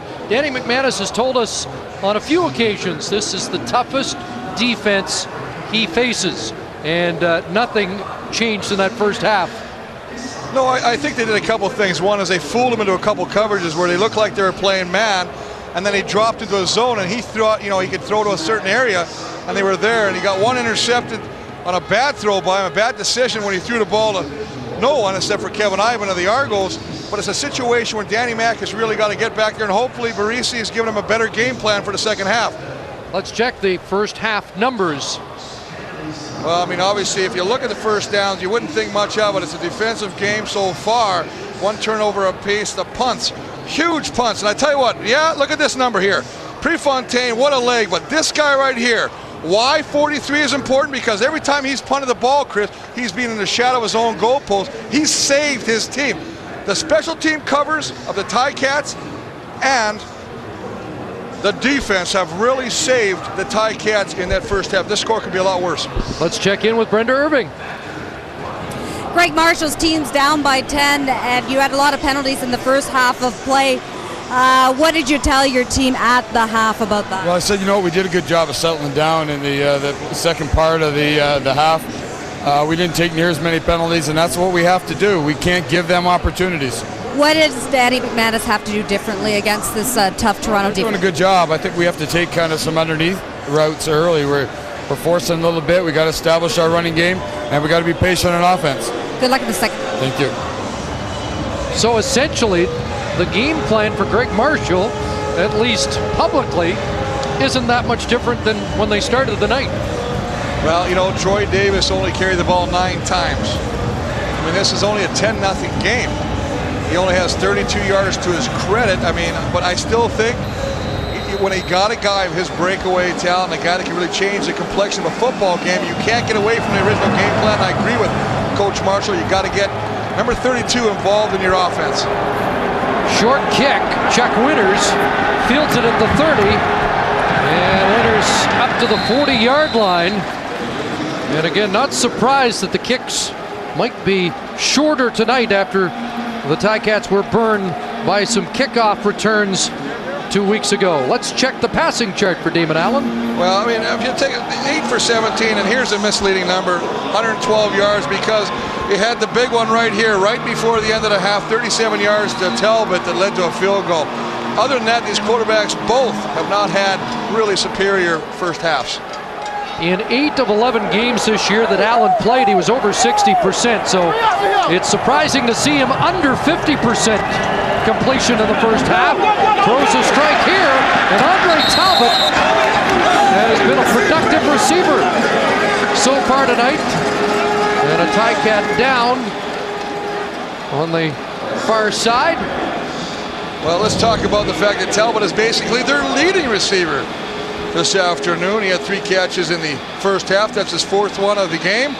Well, a broken coverage. Look where the cornerback is sitting. I mean, you cannot be. Justin's playing way too far back. There's nobody in the flat. Look at the Oshawa native, who had a breakout game early in the year against Hamilton. John Avery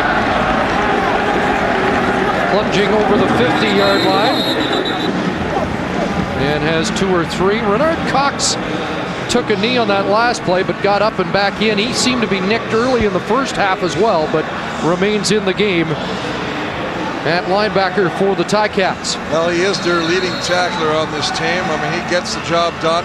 He's played a lot of positions. He's played the halfback position, moved up to the linebacker because he's got good speed and he's a sure-handed tackler.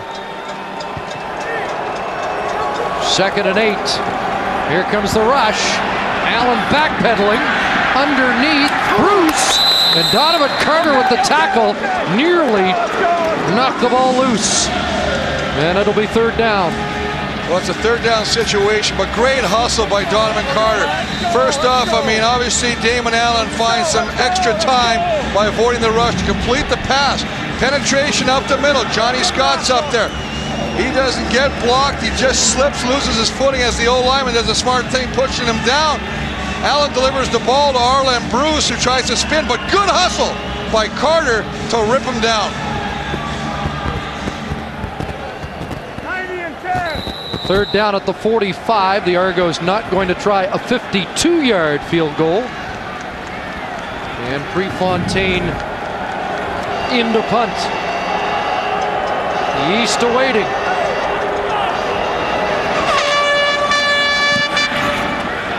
Prefontaine angling another punt. We've got a flag down, and Prefontaine has been hurt as Yeast is down by Marius at the 14-yard line. We saw Adriano Belli with a penalty on Noel Prefontaine when he was blocking him on a return on a missed field goal early in the first quarter, taking Prefontaine out, drawing a roughing penalty. Now look at, it's over. It's over. You know, I got to tell you, Wayne Shaw, you can avoid that. Now it's not harmless now, but the referee says if you make any contact, look, he actually puts the shoulder up there. Now I don't care what you say, it doesn't look like much, but they know that he's got a problem. He's hurt, so he tries to give him a little shot. But once again, it's a penalty that starts off giving the Argonauts excellent field position. They were chirping at Prefontaine from the Hamilton bench, and Prefontaine gestured, and he'll take the penalty, and the Argos will take the first down. R.J. Sauer, first catch, and a first down. And we've got more flags. Damon Allen is really stretching this field horizontally from sideline to sideline. And the Ticat defenders, who really played physical in the first half, are sitting off right now soft. And that's allowing him to get rid of the ball quickly, but they're going to tack on additional yardage for a roughing the passer, I believe, or a late hit on Damon Allen after he delivers this football. And again, it's another big penalty. Not a small 5-yarder. When you start talking 10 to 15 yards and they keep adding up, you're giving the Argonauts instant field position, and you're saying to them, you know what, you can't score from 50, so why don't we bring you down to the 20-yard line? This time they say that Belli Took Folk into Allen intentionally. But that's not a penalty. If you throw a guy at a quarterback, that's not a penalty. So we won't put that in the lack of discipline column. Allen slides feet first, and there is a flag away from the play. You know, I'm still upset. I can't believe that. When you get good pressure on the center, Folk, and you pick him up and you throw him at the quarterback and knock the quarterback over, how is that a roughing the quarterback? You should give your own center the penalty. Illegal formation. Toronto, no end. First down repeated. So a procedure penalty against the Argonauts, and it will be 1st and 15. I guess more accurately an alignment penalty, not a procedure call. An alignment penalty, and again, it's a situation where the defense has to come up big. You heard Pinball Clemens say it was key to score the first points here in the second half. Threatening to do so. Talbot's 5th catch of the game. Inside the 10-yard line.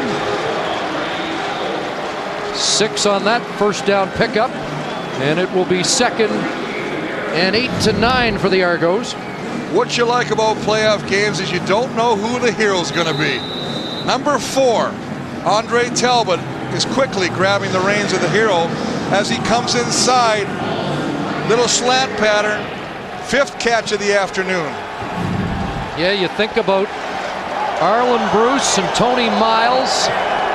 Andre Talbot's a little down that depth chart. Allen to Miles, incomplete. And Damon punished again. Well, Damon is on his back as he's looked and he's checked all the seams in the roof of the dome. See if there's any leaks up there. He spent a lot of the afternoon looking up at the ceiling after he delivers that football. That's a nice job of Tony Miles actually knocking the ball away from Goss. This could have been an interception that Devontae Peterson with, could be a late hit. Not many 41-year-old grandfathers earn their living doing what Damon Allen's doing. Prefontaine in for this short field goal attempt. High snap. But they get it down and through. Argos score first in the second half, and now it's a 13-point lead.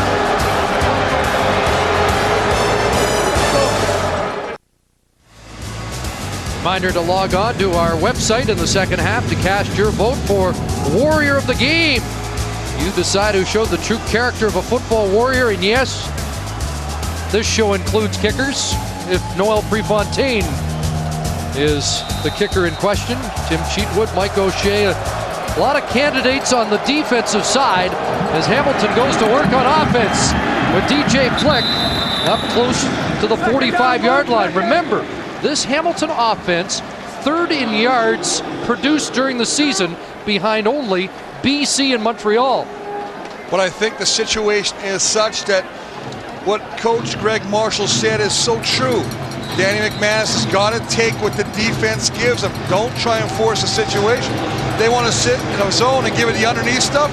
Hey, take it at 6 yards a crack and just move the chains as long as you end up putting points on the board. Maybe a free down here, 2nd and about a foot. They'll just plunge with Davis, get the first, and regroup. If it was a little closer and wide open, we might have seen McManus throw in that situation.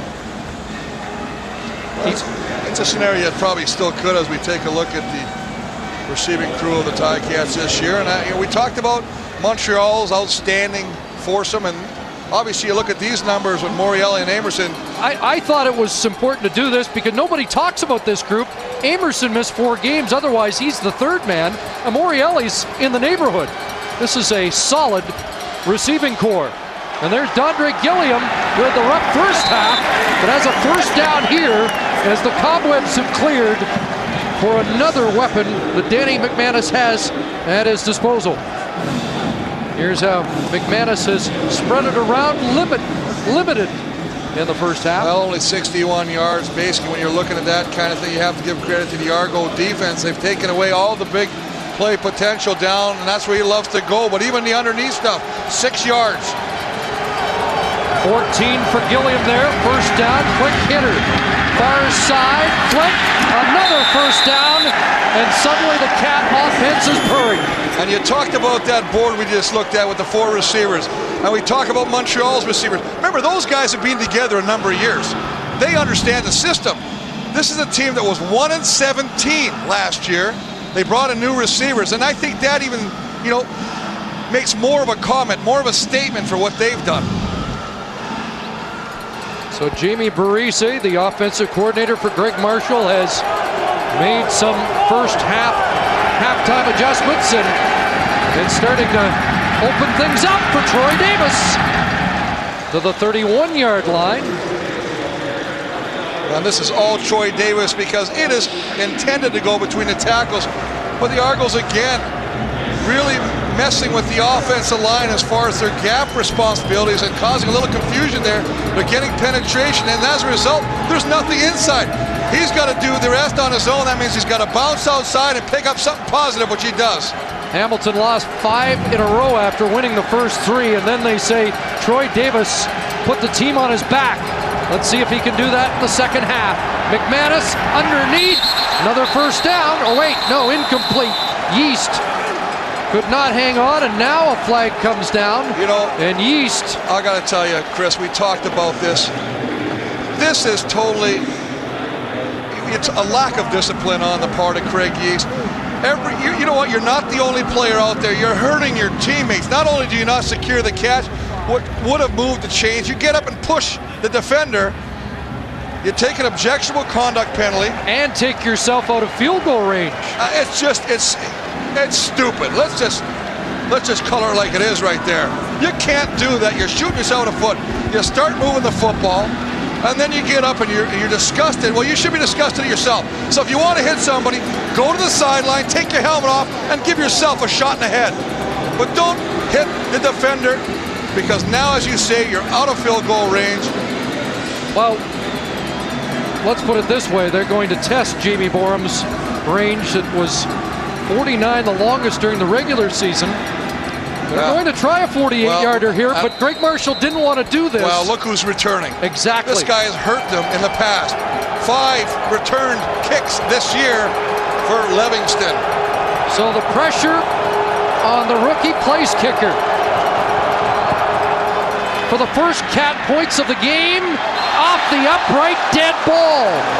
And the only consolation is there was no Livingston return. Borum gave it a ride, but it's still 13-0. Jamie Borum had plenty of leg. Well, they were questioning about it. 48 yards. He's got the distance. He played in the Vanier Cup here in 2001 with the University of Manitoba Bisons. They lost to the St. Mary's team, but look at the fans. They can't believe it. Having a good time in the stands. It can get tough in those trenches, too. Allen swings it back. John Avery smothered by Joe Montford. And Jolton Joe has another big defensive play and a loss of 5 or 6 yards, maybe even more, as they spotted at the 20. Well, Joe Montford is a player who has just gotten stronger. This is a guy that, you're going against one of the more elusive backs in the league. Just wraps him up, engulfs him, if you would, and takes him down for a loss. Marked at the 20, so it is a loss of 5. 2nd and 15. Here's the blitz. Allen gets it away, and this one picked off. Arabin Justin, the rookie's got it, and he's back into Argo territory. Tony Miles with the tackle, but a big turnover for the Ticats. Big turnover. Again, the pressure forcing Damon Allen. We saw it in the first half. Pressure as good as a sack when you get results like this. Sheetwood off the side. He knows it's coming. I got to put the ball up. I put the ball up again. Too far for the intended receiver. Arabin Justice, who bit early in the second quarter and got beat by Talbot, makes a bit of an amendment, a bit of atonement for that. Brings it back in the middle of the football field, and for once the Ticats have got good starting field position. Third CFL interception in 6 games for Justin. And the Ticats go back to work offensively. Davis underneath with O'Shea right there. They tried to use Davis as a receiver a couple of weeks ago here at Sky Dome. He caught 7, but marginal yardage at 27 yards. Hey, listen, if you were running an offense and you've got a guy and he's not getting the yardage on the ground, I'm telling you, you better get the ball to him other ways. If that means you got to run hitch patterns, if that means you got to run screens, you got to do whatever it takes, because this guy can break tackles. Davis with 3 there, 2nd and 7. Quick hitter, up in the air. Flick comes up with it, off the fingertips of Jonathan Brown. And although it's a completion, it'll bring up 3rd down. Well, that's the second pass that's been deflected during the football game. Mike O'Shea got one earlier in the football game. Great athletic ability of Jonathan Brown, who was cut once on the ground, gets up, stays with the play, gets a hand up. DJ Flick with a good play to catch it. Otherwise, I tell you, you might have had an Argonaut going the other way. Well, this time, Greg Marshall opting not to attempt a field goal. It would be from 51 yards out. We saw that Borum had the leg, but this time they'll play it conservative, try and back the Argos in their own zone. Well, you got no points. Now you got to hope you can cover it. Angled punt, Livingston. And again, the coverage has been solid, led by veteran Rob Hitchcock tonight. Well, the marquee guys on the crew will be heading west, including my partner, for what I think is going to be a really interesting game at Commonwealth. Mike Pringle and the Eskimos, the Saskatchewan Roughriders, who thought they were going to have the home game in the West Semi. I've been doing some contortionist exercises so I can get into my seat for the trip. 4 hours. You think there's some freak shows on TV? Come watch this flight. You always look so comfortable in that middle seat. I make a lot of friends, I'm telling you that right now. So the Argos start inside their 20, and they give it to number 20. Barachia brings him down, and there's a penalty marker on the field. Well, this will probably go against the Argonauts. Avery, a little look at disgust, can't believe it. But again, the Ticat defense doing its part, forcing this Argo offense backwards instead of forwards. 1st down, repeat. And Sandy Annunziata with the hold, the right guard. You know, it doesn't show on the scoreboard, but you feel momentum changing in the second half. Well, it's changing, but the offense or the Ticats still's got to take advantage of the situations. They got great field position on the Justin interception. They can't capitalize. And now the Ticat defense has to say, we can't allow a 1st down here. That's right. Because if they can force the punt, they'll get the ball back in good field position. Inside the 10, 1st and 20. And an incompletion intended for Robert Baker. Damon Allen with the interception on the last series, just his 5th interception of the year. As they have said about Allen many times, he manages a good game. He manages a good game, but so far, what I've seen, even though he got a 10-0 lead, or 13-0 with that last field goal, is the fact that he has overthrown a number of open receivers. So there's some positives from a receiver's perspective if you're looking at the offense and you break it down, but from a quarterback, you'd like it to be a little sharper.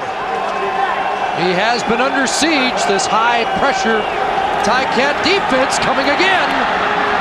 Allen over the middle, and a one-hopper incomplete intended for Arlen Bruce. And the Ticat defense holds, and they should enjoy great field position. Though we don't want to get ahead of ourselves in that department, considering the way Noel Prefontaine kicks the ball. Number 1 for the Argos has just been booming punts, but it's, again, a 3-man rush. Montford's going to take the inside, loop Johnny Scott to the outside. 3 guys, along with their fellow defender, Tim Cheatwood. And the pressure forces Allen to skip a pass to the intended receiver. Does Mike Clemens give up 2 here? Well, this might be the thing. I mean, you've got a 13-0 lead. Yeast awaiting inside the Toronto 50.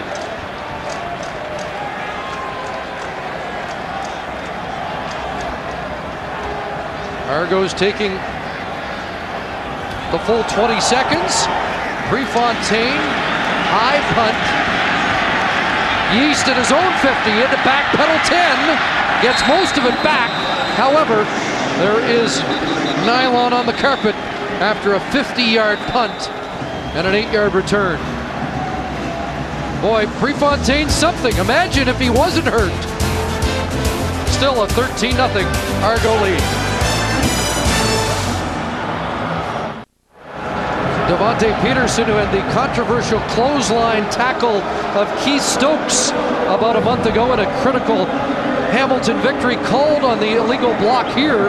He's locked right up with Ray Marius. It's right at the end, right here. He's going to push him from behind, and as soon as he hits him from behind, the back 3-5, they throw the nylon. So it's a 47-yard start for the Ticats. Another flag as Troy Davis churns to midfield. But this one's coming back. Well, you talked earlier, Chris, Labor Day, 23 penalties, 240-something yards against the Ticats. I guess they're trying to beat that record today. Saw a penalty on the illegal block by Devontae Peterson in the first play. They run offensively. They get a nice yardage out of it, and then they get a hold. And this is why your old coach Cal Murphy doesn't believe in conceding safeties. Because look at, they got a 50-yard punt, a couple of penalties. And now that Hamilton, still without a point on the board, back at their own 37. McManus looking at 1st and 20. Short pass underneath. Davis brought down immediately, and it's only 3 yards. Plus 3 yards, and again the Argo defense sits back and lets the underneath be open. First thing Danny Mac sees is the opening, dumps it off. Mike Fletcher shook up a little bit. They can ill afford to lose number 2. Chuck Winters will check in. But they're getting great depth from the linebackers. There's Kevin Ivan, Mike O'Shea bringing down the receiver after a short gain. And the stout Argo defense urging their faithful to make noise. And McManus swamped back at the 33-yard line. Second sack of the game for the Argo defense. And this Hamilton offense surrendered only 10 all year. Well, there was a lot of talk about the fact they said, you know what, we've got the #1 rusher. We've only given up 10 quarterback sacks. We're a little miffed. We only got 1 All-Star in Dave Hack. Well, today, the Argo defenders are exposing this offensive line because they're forcing Danny Mac to hold the football. And as a result, they're getting pressure and sacks on 14. Eric England has both. He had only 4 all year. Borum punting.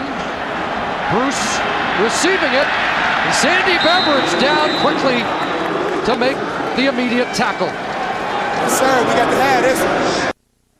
37,835 on hand for this Eastern semifinal. And they're watching the Argonaut defense dominate. And the Toronto offense has done just enough. Matt Petts bringing down Avery. 1:21 to go, 3rd quarter. Well, Matt Petts just comes and running a double tight, the Argonauts are. Trying to spread out the defense, but Petts comes around the backside and chases down John Avery. Bring him down for a loss. No way, buddy. Come back, we're taking this game. So a loss of 2, it'll be 2nd and 12. 4 receivers to the wide side. That's the direction Allen rolls, and Joe Montfort tracks him down. Well, another exhibit of why this guy is one of the finest in the Canadian Football League. Well, you just think, and you know you got a guy that's still got pretty good elusiveness in Damon Allen to get to the outside. But 53 just closes the ground so quickly, and he's so strong. Once he gets a handful of number 9's jersey, it's all over as he throws Damon Allen to the ground, and they take a big loss 2 losses, 2 successive plays, forcing Prefontaine on again to punt. Third sack of the game for Hamilton. They had 36 in their last 10 regular season games. And again, Prefontaine trying to kick them out of trouble. And using as much of the clock as he can. Yeast has to backpedal yet again. And he is swarmed and taken down. Williams and Strachinski, part of that double blue special teams unit that has been special tonight. Now remember, Strachinski is the long snapper. And he's the first guy. They'll go to any meeting, they'll say, the snapper snaps the football, and you head up the football, son. You get down there, you get your nose on the football. That's exactly what 45 does. Just comes down, follows the football, stays in his proper lane, makes the play. Pinball Clements told us yesterday he wanted to win the special teams battle by 14 points. Even if it's no points on the board tonight, the Argos are probably making their coach awfully happy with their play. Here's McManus. Flag down, completion. Greg Yeast on what should have been the final play of the quarter, but there is a flag on the play. Well, they're going to call Jonta Woodward the left tackle. Eric England is a man possessed out there. Number 95. He gets around the corner, and Woodward can only put the old lasso around the neck. Tries to hide it from the official. He throws the flag. He's right at the bottom. Gets the hand around the neck. Official right behind Danny McManus, out of view, just throws the nylon, and that'll cost him some more real estate. 12 penalties, 143 yards charged against the Tiger Cats. 1st and 20, and Davis shakes a tackle and gets 3 or 4 extra yards. Close to the 35. We're at three-quarter time at Skydome. 13-0 Argos.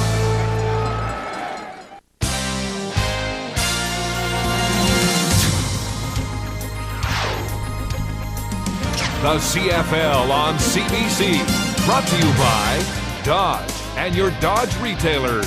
Grab life by the horns. And by Subway Restaurants.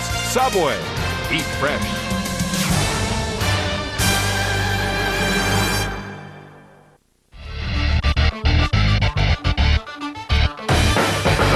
Worst referee in the history.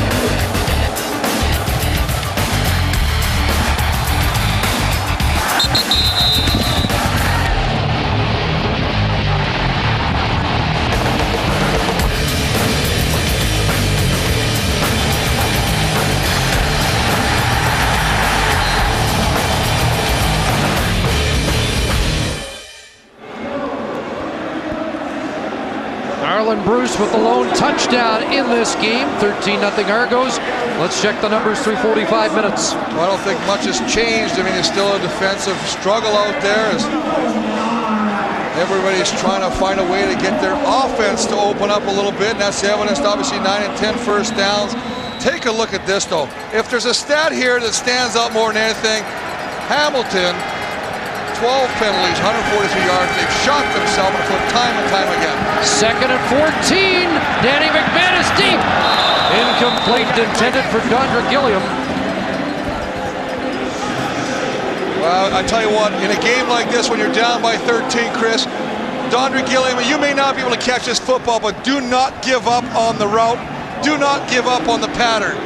I kind of don't like when a receiver stops and figures I still can't get it, so look, he just kind of pulls up. You got to be aggressive. I don't care if there's 20 guys there. You want to win this football game, you got to be the guy that maybe has to make the play. Get the football, son.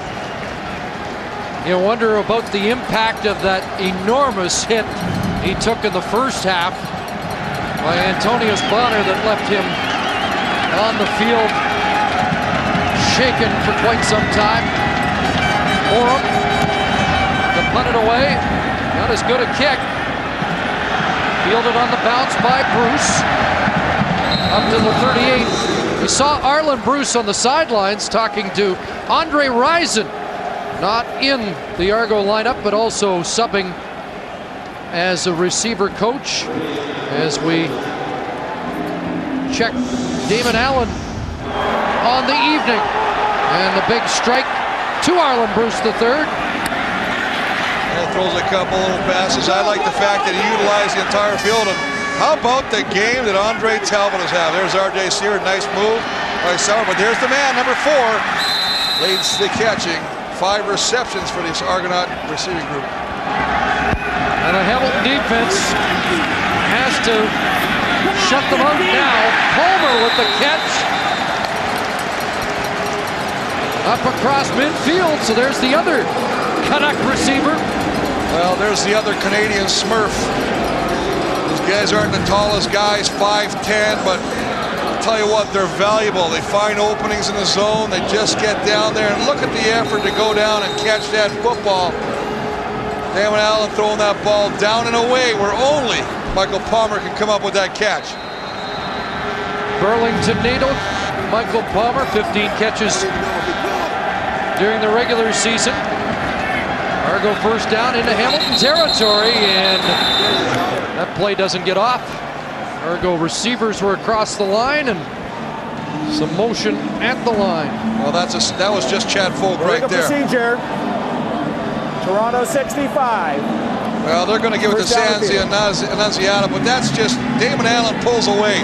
He anticipates getting his snap count on the first audible or the first sound, and as he pulls away, he doesn't get the football. So everybody kind of, even though it's amazing when you're an offensive lineman and you're at that guard position, you're watching the guy in front of you, you can actually, from the side of your view, still see the quarterback. So it's 1st and 15. Back at the 53. Allen, Bruce, spins away. Arlen Bruce down to the 40, has a first down.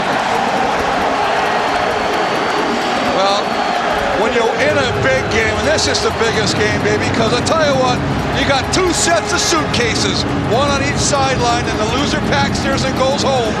Arlen Bruce has come to play. He's bigger and stronger since coming back from the NFL. Now look at, he gets hit by 2 guys, refuses to go down, little shake and bake. It's plays like that that really fire up your team. 18 yards from Bruce.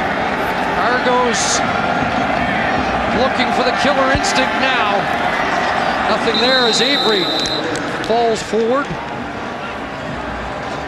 Well, I think when Avery got that handoff, he looked up and he saw about 5 or 6 Ticats, and I think he kind of got a little turf toe, got caught in the turf, went down hard. He's going to kind of leave the game. Kind of tripped up there. So Avery to one sidelines, Belly comes out. Johnny Scott back in. Belly heated up about it too. I don't think he wanted to come out. 2nd and 11. 6 receivers set. Allen takes off. And he'll be pulled down by the middle linebacker. Baranchia at the 40. And now Pinball Clements has a decision. Well, I think we've seen the strength of Noel Prefontaine's leg already, but what a job by the rookie linebacker, Augustin Baranchia. This kid has got a future. The mold, made the mold of Mike O'Shea. Look at the closing speed and the wrap up. This kid's got a nice future in this league, I'm telling you right now. Cut last year at Ticat camp.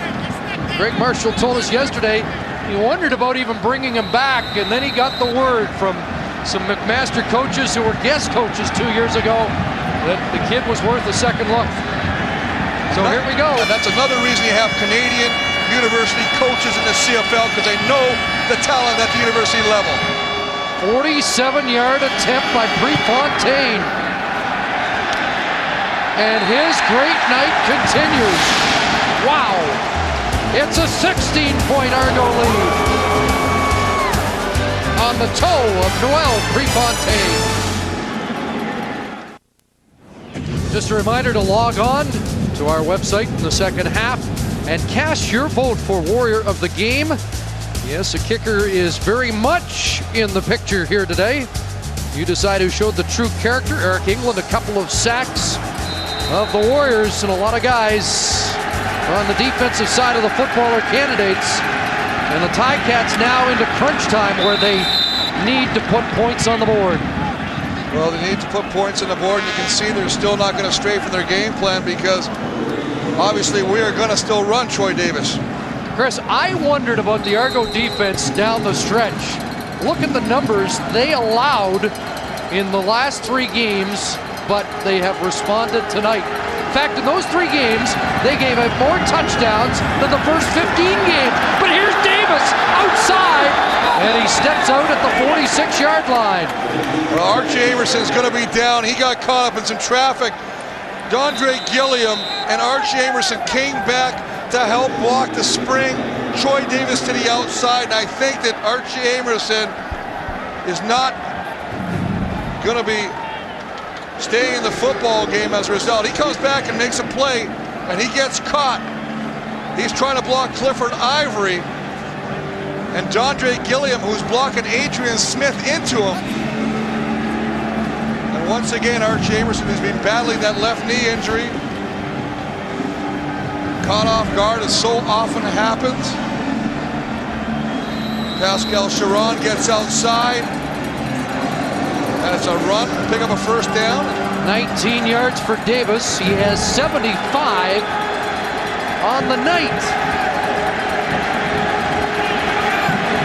First down in Argo territory, back to Davis. So they stick to the ground game, down to the 40, 7 more.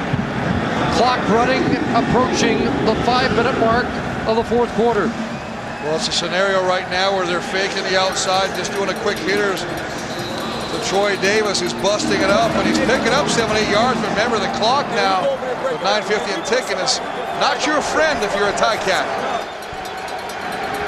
Quick hitter, Flick, flag down, and Jordan Younger there to make sure Flick wasn't going anywhere.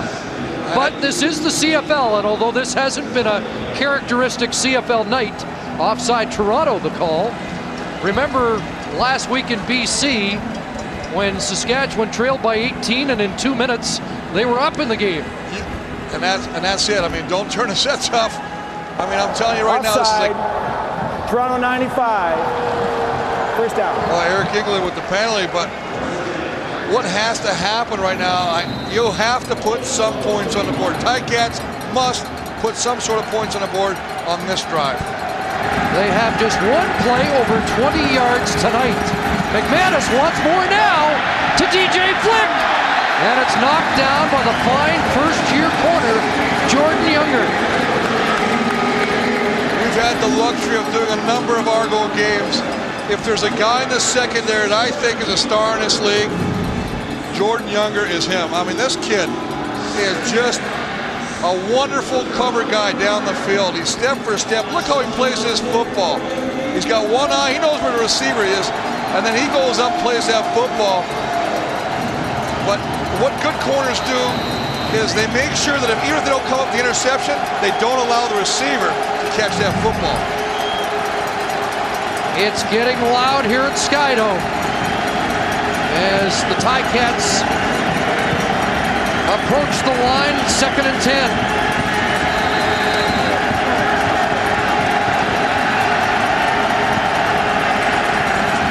McManus almost picked off Michael Fletcher. Intended for Amerson back in. A 3rd down, and Jamie Borum will have to come out to attempt the Ticats' first points of the game. Well, they just read the eyes. This is simply following of Danny McManus. Michael Fletcher read the eyes, went to the side, got a good jump on that football, and should have come up with a great interception that would again once eliminate another opportunity for the Ticats to put some points on the board. From the 42-yard line, he hit the upright from 48.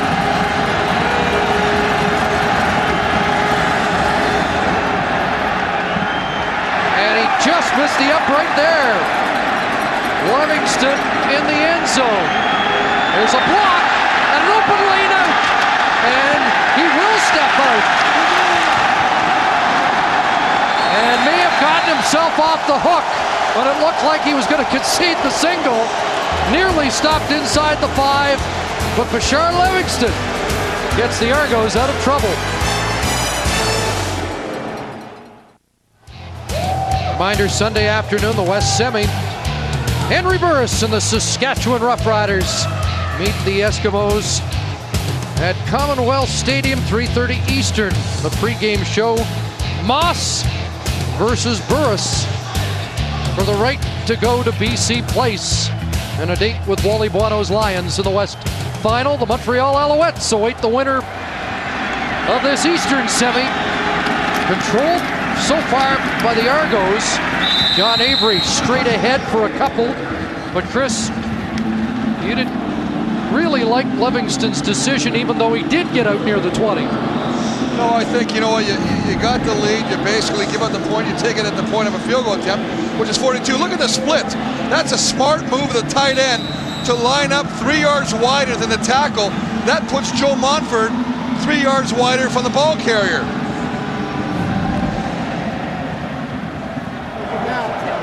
Second and 7. Carl Coulter wants his hands on the football as soon as possible. Allen underneath. Arlen Bruce flagged down. And Bruce plunging ahead for the first down. And they'll tack on a roughing the passer penalty. And they'll tack on more as Tim Cheatwood just kicked the flag in disgust. Well, this is when you lose composure right here. It's an emotional game. You get the penalty. You may not agree with it, but you're never going to win that battle with the referee. He's not going to put the flag back and say, oh, sorry, Mr. Cheatwood. Roughing the quarterback. Hamilton 49. Objectionable conduct. Hamilton 49. First down. He's up at the top. He's working against field goal. The ball's delivered. Yeah, and that's this. You know, you can't throw a flag like that. I mean, I don't blame him, but you can't do this. That is frustrating. This is a football game. Hey, this is a playoff game. It's a playoff game, and I tell you, that is just, you can't throw the flag. He pulled up. We've seen a number 9. I'm surprised Greg Marshall's not over there. But this is, I mean, let the people play. Let them win. Don't let the officials decide. I mean, you got instant field possession. Bad call resulted in 30 yards. First down for the Argos near midfield. And the Argos call a timeout. You know, we talk about this team, Chris, we say they've taken some undisciplined penalties. Penalties that have hurt them. But you got to also let the people play. And when Cheatwood comes around, he pulls up. Now, if he cranked Damon Allen, yeah, you throw the flag. He had one arm on his shoulder pads. And that was it. You can't throw a flag. There's such a thing as contact and no contact, even when you're making contact with the quarterback, if that makes sense to you, because it just frustrates you. He's over the top, he's working against field goal. He pulls up. Now he pulls up, puts one arm on, and he just slides down. He doesn't drag him down. He lets his hands go. Did you see the hand come off? He pulls the hand off of Damon Allen. I thought maybe they assumed he'd gone for the head, but clearly off the shoulder. Allen has to pull it down.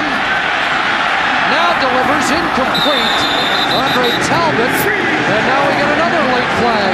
And again, who's making the call? It's not the official on the sideline who's facing the receiver. It's the guy behind the line of scrimmage. Major foul, unnecessary roughness, Hamilton 49. Cheatwood again. Well, that's why he threw the flag then.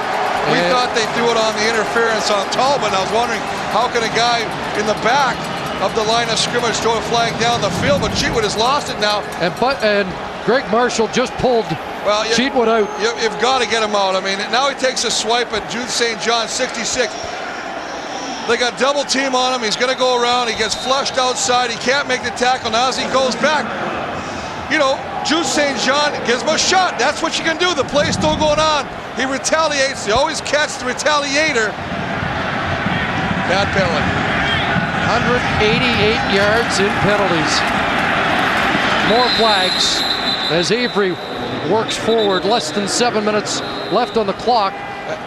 And I got to say, I mean, 188 penalties. And I talked about the thing that Tim Cheatwood is one heck of a football player. Let's not forget the fact. but you're judged as a football player as your contribution to your football team. And that means on the play and during the play. Now, you may not make the play, but don't hurt your team by taking unnecessary penalty. Yeah, you got a bad call against you on the roughing the passer, but you got to suck it up, get back in the lineup, and make sure next time that you're in the quarterback before he throws the football. But to go after an O-lineman, and you're not going to hurt, St. John by hitting him in the head. The guy's 350 pounds. Got to hit him with a jackhammer. First and 15 after the Argos went offside. Here comes Montfort. Allen straight ahead. And he'll slide inside the 35. And it will be 2nd and 4. 2nd and 4, but a nice job of using the clock. Look at, as that opened, the great divide in the middle of the offensive line, and Damon Allen sees it, takes advantage of the old safe slide, picks up 5 yards, puts them in a 2nd and 5 situation, and again, they're in field goal range. Trying to put this one on ice with under 6 to go. Allen will swing it. That's Tony Miles. And he will lose yards back at the 39. Bernard Cox was there. Last shutout in playoff history, 1976. Hamilton defeating Montreal. Ticats have not been shut out since '79 when they were blanked by the Argos in a regular season game, 25-0. Again, I like the fact that Damon Allen utilizing all his players, spreading the ball around. Little reverse by Miles, toss the ball to him, see if he can make something happen in open field. He's brought down, but they used up some of the clock again, and it really is becoming an enemy of the Ticats with 5:39 left. The storybook season may be having its final chapter written here for the Ticats. Prefontaine looking to angle that. A little too much on that one. It'll go to Goss in the end zone. And he's thinking about bringing it out. Instead, it's a point. And it's 17-0. And now Hamilton needs 3 scores.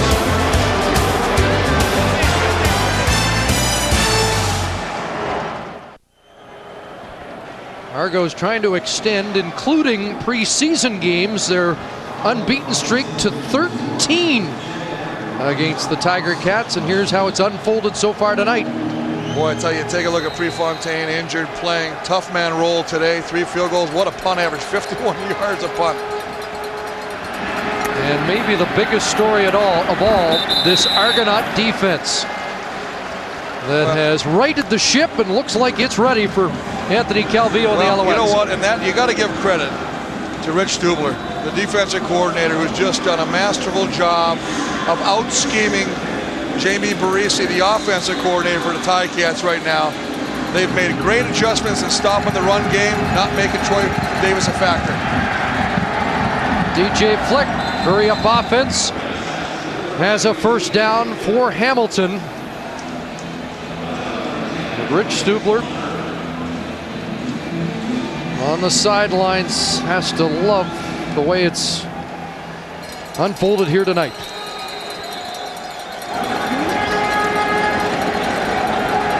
Danny McManus downfield. Mike Morreale holds on. A spectacular catch and a 17-yard gain. Will that be the lift the Ticats need to finally put some points on the board? Mike Morreale going down the field, sacrificing the body, making the great catch, leaving his feet, knowing he's going to get a shot, holds on to the football. Kenny Wheaton with the smack, but Morreale with the grab. 32-year-old McMaster graduate Morreale, and Kenny Wheaton is down after the tackle. Danny McManus has been held to 135 yards passing on the night after that completion by Morreale. Less than 4 minutes to go.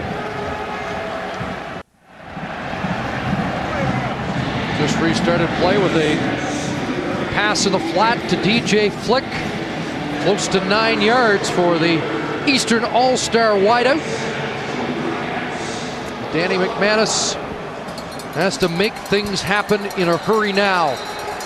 2nd and a yard. And they'll give it to Davis. And it opened up on the right side momentarily. Davis thought he'd get more. He has the first down. Bonner the stop.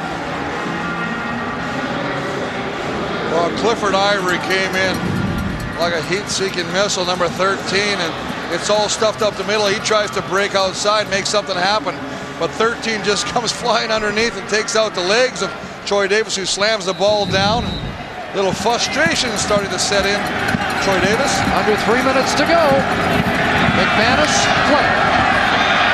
First one misses, and DJ Flick brought down by Antonius Bonner. Another first down as the 3-minute warning is given to the benches here in the 4th quarter of the Eastern Final. Sebi. Ticats threatening to score here late 4th quarter as we check Chris Walby's Gillette game notes.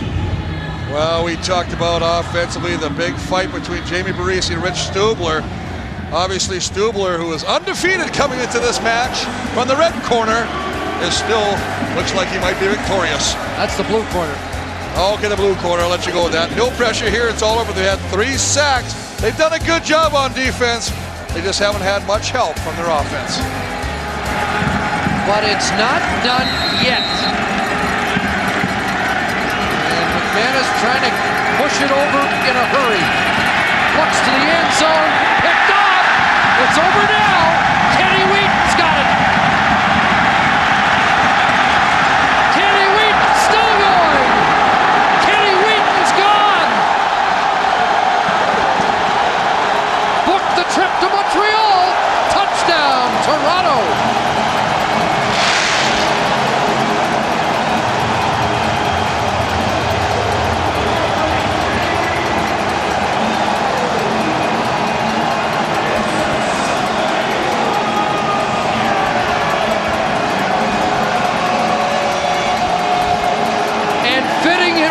On a big defensive play by the double blue defense. Well, it's a situation where Danny McManus knew he had to put 7 on the board. You can't settle for a field goal. You have to have a touchdown. This ball's just underthrown. He's trying to hit Morreale in the end zone instead of doing the rainbow throw, trying to drop it in. Tries to fire a line drive. Kenny Wheaton sees it, picks it up.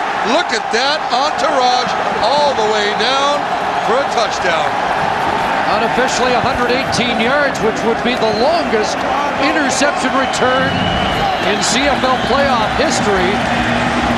Prefontaine the extra point, and Michael Clements is 1/3 the way through his goal for a 3-game win streak in November.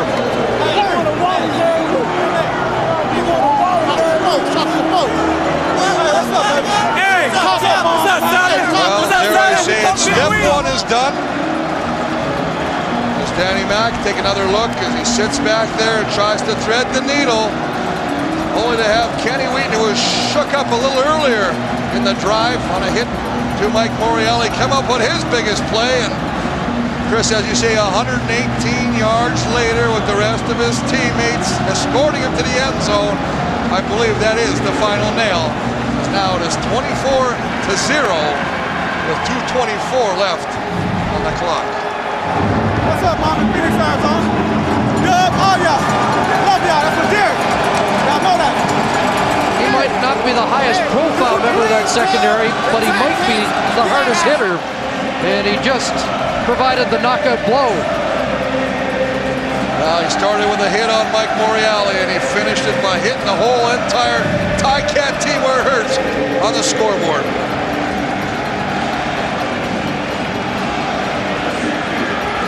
And Bonner made it hurt even more as McManus looked for a flag. As you take a look at Marcus Brady warming up. Well, we talked about this yesterday, Chris. Regardless of this score, it's not going to change the fact that was an amazing Hamilton story this year. Oh, absolutely, and I think the guy that deserves a lot of credit, two people, Bob Young, the owner, who has made it fun to go watch a football game in Hamilton again, and Greg Marshall, you know what, he's going to open a door up for a lot of university Canadian coaches. He's coming here, done a stand-up, outstanding job turning this team around from 1-17 to playoff contenders. And this team is only going to get better as the years go on. Greg Marshall telling Danny McManus, the night is done, great year, but it's not ending the way he had hoped. We can confirm now it's officially a 116-yard touchdown on the interception return by Kenny Wheaton, a playoff record. The guys in the truck have the previous record from 97. I don't think Saskatchewan Roughrider fans want to see this one again as they look forward to Sunday in Edmonton. But Kenny Wheaton tonight on 116 yards, and telling the guys how he did it as we have an injured Argo on the field, 2:18 left on the clock. And you know what, Chris? Getting back to the Ticats and the team they pulled together, bringing over Belly and some of the other players, watching Joe Montford return to the form that he had, picking up guys like Chris Martin and Goss in the secondary. I mean, they've got all the pieces. Jamie Borum, a good kicker with a bright future. They've got the foundation set. They've absolutely. got a receiving core, the best running back in the league. And, you know, it's funny, 41-year-old Damon Allen, 39-year-old Danny McManus, and really not much discussion about it being the final game for either of the quarterbacks, who both, for the most part, are leaning towards a return next year. So Marcus Brady, the former Argo end, and Troy Davis isn't going to give up. Well, Troy Davis is going to get a lot of yardage running the football right now because the Argos are in a prevent. They're sitting back deep, dropping everything. All their linebackers are down about 10 yards back, taking away the pass. You know, if you want to run the football, we're going to give you those 10, 12-yard chunks. But again, the clock is going to be working against you.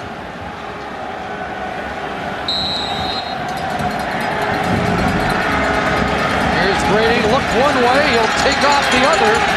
And Marcus Brady scampers out inside the 40-yard line. He got a couple of starts on the season and came in week 4 against Toronto when McManus was knocked out of the game. Troy Davis over 100 yards on the evening, by the way. And remember, Marcus Brady in last year's Eastern Final when he came off the bench. 3 touchdown passes. Almost pulled it out. So it will be for the 3rd consecutive year. Toronto at Montreal in the Eastern Final. And I don't think that's any task that's envied by anyone. Of course, you know, you want to go in there, you know, but you got to go into the Big O. Playing a team led by number 13, Anthony Cavill, who has they have just put out some tremendous numbers the last couple weeks. 50 points against Ottawa, 58 against these Argos. Mind you, they rested 10 starters. Now we could talk about the controversy too as well. The fans were after this team saying, why would you sit your starters? And he said, we want to be healthy because this is the biggest game. Well, they've answered that now. And apparently the fans understood because they came out over 37,000 strong tonight. Brady, quick hit, flick. And he is close to another first down. Chris, wrap up your Argo Gillette game notes.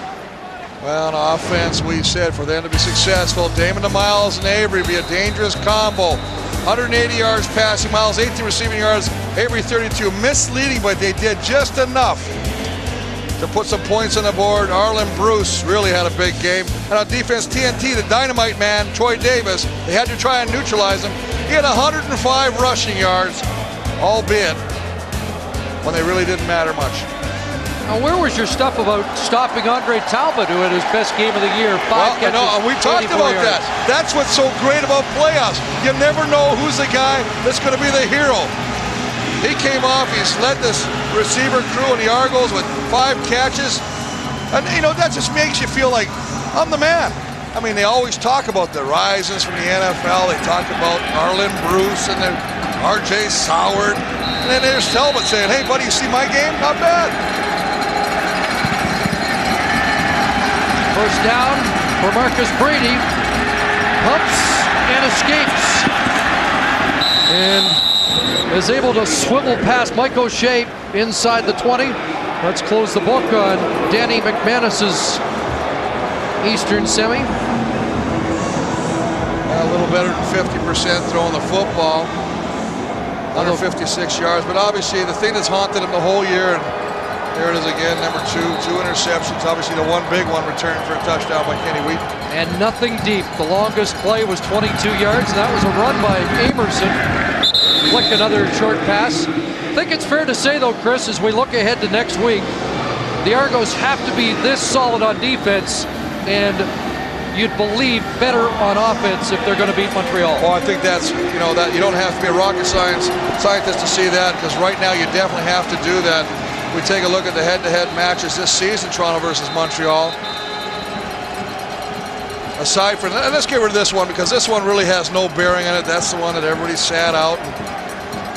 We know they have to go through for a ton of yards to get a 6,000. But they always match up well against the Alouettes. Our first down as Brady looks like he's trying to change the play in the din. And there's the little option toss. Troy Davis down to the 10-yard line with 86 seconds on the clock. Closed captioning is brought to you by 10, 9, 8, 7, 6. the new Pontiac G6, launching this fall.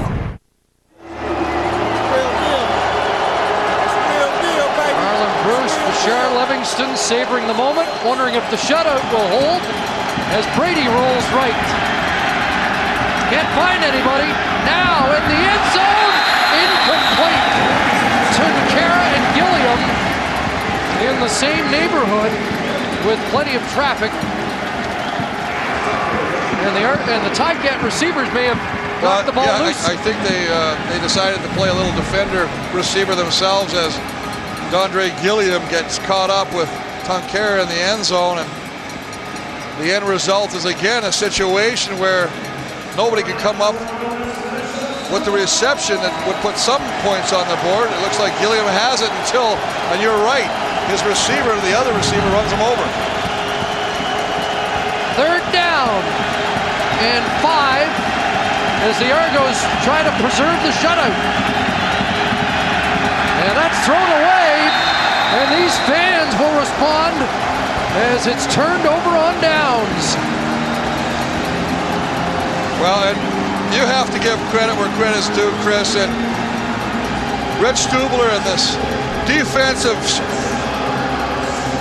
12 that played really have played about as good a football game as I've seen them play all year. And you see Coach Clemens on the field talking about Damon Allen saying, going down, don't take any chance of the football, kill the clock. But they just took away the run. They had to take away the run. That was their first priority. Stop Troy Davis. They did that. As you say, they took away the long pass. They made everything that Danny did complete underneath, and they wrapped up and they tackled very well. And you know what? I got to bring up that one point, because if there was one criticism on this defense in weeks past, it was their shoddy tackling. A team that really hadn't played well since Thanksgiving. Avery straight ahead. Play well today, baby. What a game he had. Eric England, the pair of sacks. Got us a shutout, baby. We ready for next week. Well, this is a defense that turned it up a notch, did some different things than they're used to doing. Ran a lot of twisting motions with the inside defensive lineman, a lot of stunts. Mike O'Shea, Kevin Ivan. What's up, Roy Brown? Trey New Jersey. What's good?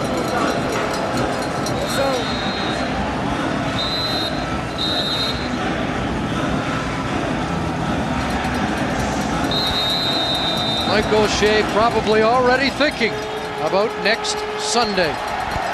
Jonathan Brown whipping everybody into a final minute frenzy. Avery nailed, because Joe Montford's going to go down the way he plays every play. And the warrior of the game is a deserving kicker. What can you say about this guy? Playing on a possibly torn oblique muscle, he punted the heck out of the ball. He got tangled up with Adriano Belli, and he kicked the field goals that he needed. Roughed up, maybe a little bit of an acting job. He's the warrior of the game. Warrior of the game, brought to you by Rona, the how-to people, proudly Canadian.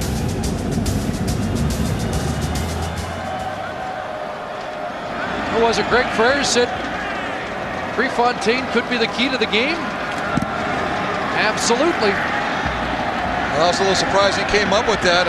All the hairspray he's got. I know it's going to have Sean Millington gnashing his teeth for a while. No, that was very astute. He made the right call. And that was the question mark coming into the football game. And boy, he sure responded in a big way. And a well-deserved choice for warrior of the game. 0 yards. Toronto number 8, 15-yard penalty. First down. Mike Crum shaken up on the play. And it's the only thing now. The Argos want to get out unscathed. It looks like they will. And a class veteran, Dan McManus, congratulating his teammates, because put it in perspective, 1-17 to 9-8-1 in the first playoff berth in 3 years. Remember, there's other guys on this team. There's Carl Coulter. He's hoping to get another kick at the cat. He would, for lack of a better term. He's up there. He's hoping to play another year. And, you know, these guys are getting a little long in the tooth, but they still feel that they can contribute. Danny Mack says, I'll come back if, Carl, you come back. And that's a class act, just walking over, talking to all the players, all the new players. You know, we heard earlier this week that Carl Coulter had a little in-house session with all the young guys talking about, don't be satisfied just to be at the playoff game. Don't be satisfied with the fact we turned the season around from last year. We got to go out there hungry and try and take it to the next level. They didn't do that today, but I think, as you said earlier, great foundation for the future. There's Brady swinging it out. Kojo Adu with the ball, and a flag on the play.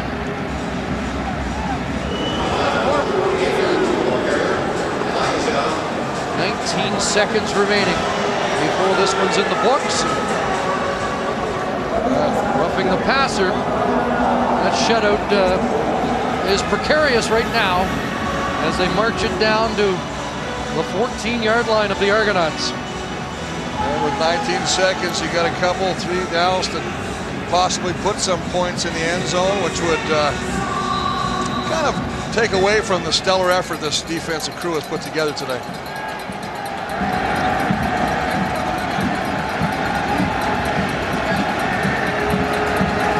Brady with another shot, putting points on the board. Flick out of bounds at the 8-yard line, 15 seconds to go. Again, Sunday, Saskatchewan at Edmonton. Burris versus Moss. 2 young guys still trying to make their playoff mark. McManus and Allen already have, both winning 3 Grey Cups. And Damon Allen focusing on number 4. Second down, Brady. Over the middle, Mike Morreale won't get there, dropped it. And are they going to mark it? Yes, at the 2 for the Ticats. Well, how fitting. 3rd down and 2, and this is what you don't want to see. Their stellar youngster, Jonathan Brown, a little beat up right there, going down. You hate to lose any player that quality in the last minute of a football game, knowing full well you're going to need him at full strength against that tough Montreal offense next week. Final play of the Eastern Semi, and the Argos dig in, trying to preserve the shutout. Brady with time into the end zone. Touchdown. So Mike Morreale, a Hamilton boy and a former Argo, make sure they don't leave empty-handed. And Greg Marshall even could muster a smile that at least they cracked through. Well, no quit. Still some fight left in the dog. Dog got kicked a couple times, but... Or the cat. Well, I didn't want to use the cat again because you know it's going to be like, stop using the cat terminology. We understand that. So then I use the dog. I like to do all breeds. Maybe a parrot next time. I don't know.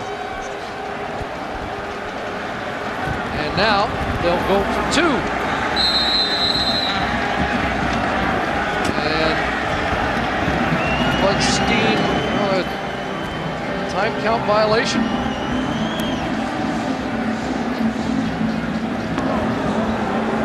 There's no infraction on the play. The umpire was setting the ball. We're going to play the convert from the 5. Clock ran down, but the official just spotting the ball properly. Again, Mike Clements says a longer week to prepare for the Eastern Final on this Friday night. 9 days away, the showdown in Montreal. Waiting for 2, but plenty of heat. And it's incomplete. And it will go in the books as a 24-6 Toronto victory in the Eastern semifinal. And for the 3rd straight year, we're ready for Toronto and Montreal in the Eastern Final. Here's Brenda Irving. Arlad, Bruce, with that huge first touchdown of the game, how important was it to come out strong like that? It's big. We had to set the tone first half. As soon as we come out, you could see guys was fired up. We had to come out and execute, and that's what we did. Look ahead to Montreal. What are some of the challenges they pose for this team? You know what? We got 9 days to look at that. We're going to just go and film and sharpen up what we got, and then take care of what we need to take care of next week. There was a lot of criticism on this team because they rested 10 starters. How did the fresh legs help this week? It helped a lot. Coach Clemens, players play, coaches coach, and Coach Clemens made a great decision for the guys to rest, and we came out victorious today. Congratulations. Well, let's go upstairs now to Chris Cuthbert. Congratulations, Arlen. I appreciate it.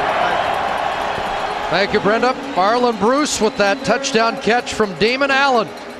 At 41 years of age, conferring with Kivas Reed, the defensive coordinator of the Hamilton Tiger Cats. Kenny Wheaton and company savoring this one. They're on to Montreal in the Eastern Final after a 24-6 victory tonight. One is tempted to say the Argonauts embarrassed Hamilton. The bottom line is the Ticats embarrassed themselves with a lack of discipline and dumb penalties. Just a reminder, tomorrow afternoon, live coverage of the Royal Winter Fair from here in Toronto. Join Terry Leibel, Scott Russell, and Elliot Friedman live at 4:30 Eastern, 1:30 Pacific. We all head west now to Edmonton. We'll be at Commonwealth Stadium on Sunday afternoon, 3:30 Eastern, 1:30 Mountain for the pregame show as the Saskatchewan Roughriders take on the Edmonton Eskimos. Again here in Toronto tonight, the Toronto Argonauts have defeated the Hamilton Ticats by a score of 24-6. And once again, Toronto will advance to the Eastern Final, which is a week from Sunday against the Alouettes at Olympic Stadium in Montreal. Noel Prefontaine the difference. The Argonauts defeat Danny Mac and the Ticats. For all of us, we'll see you Sunday from Edmonton.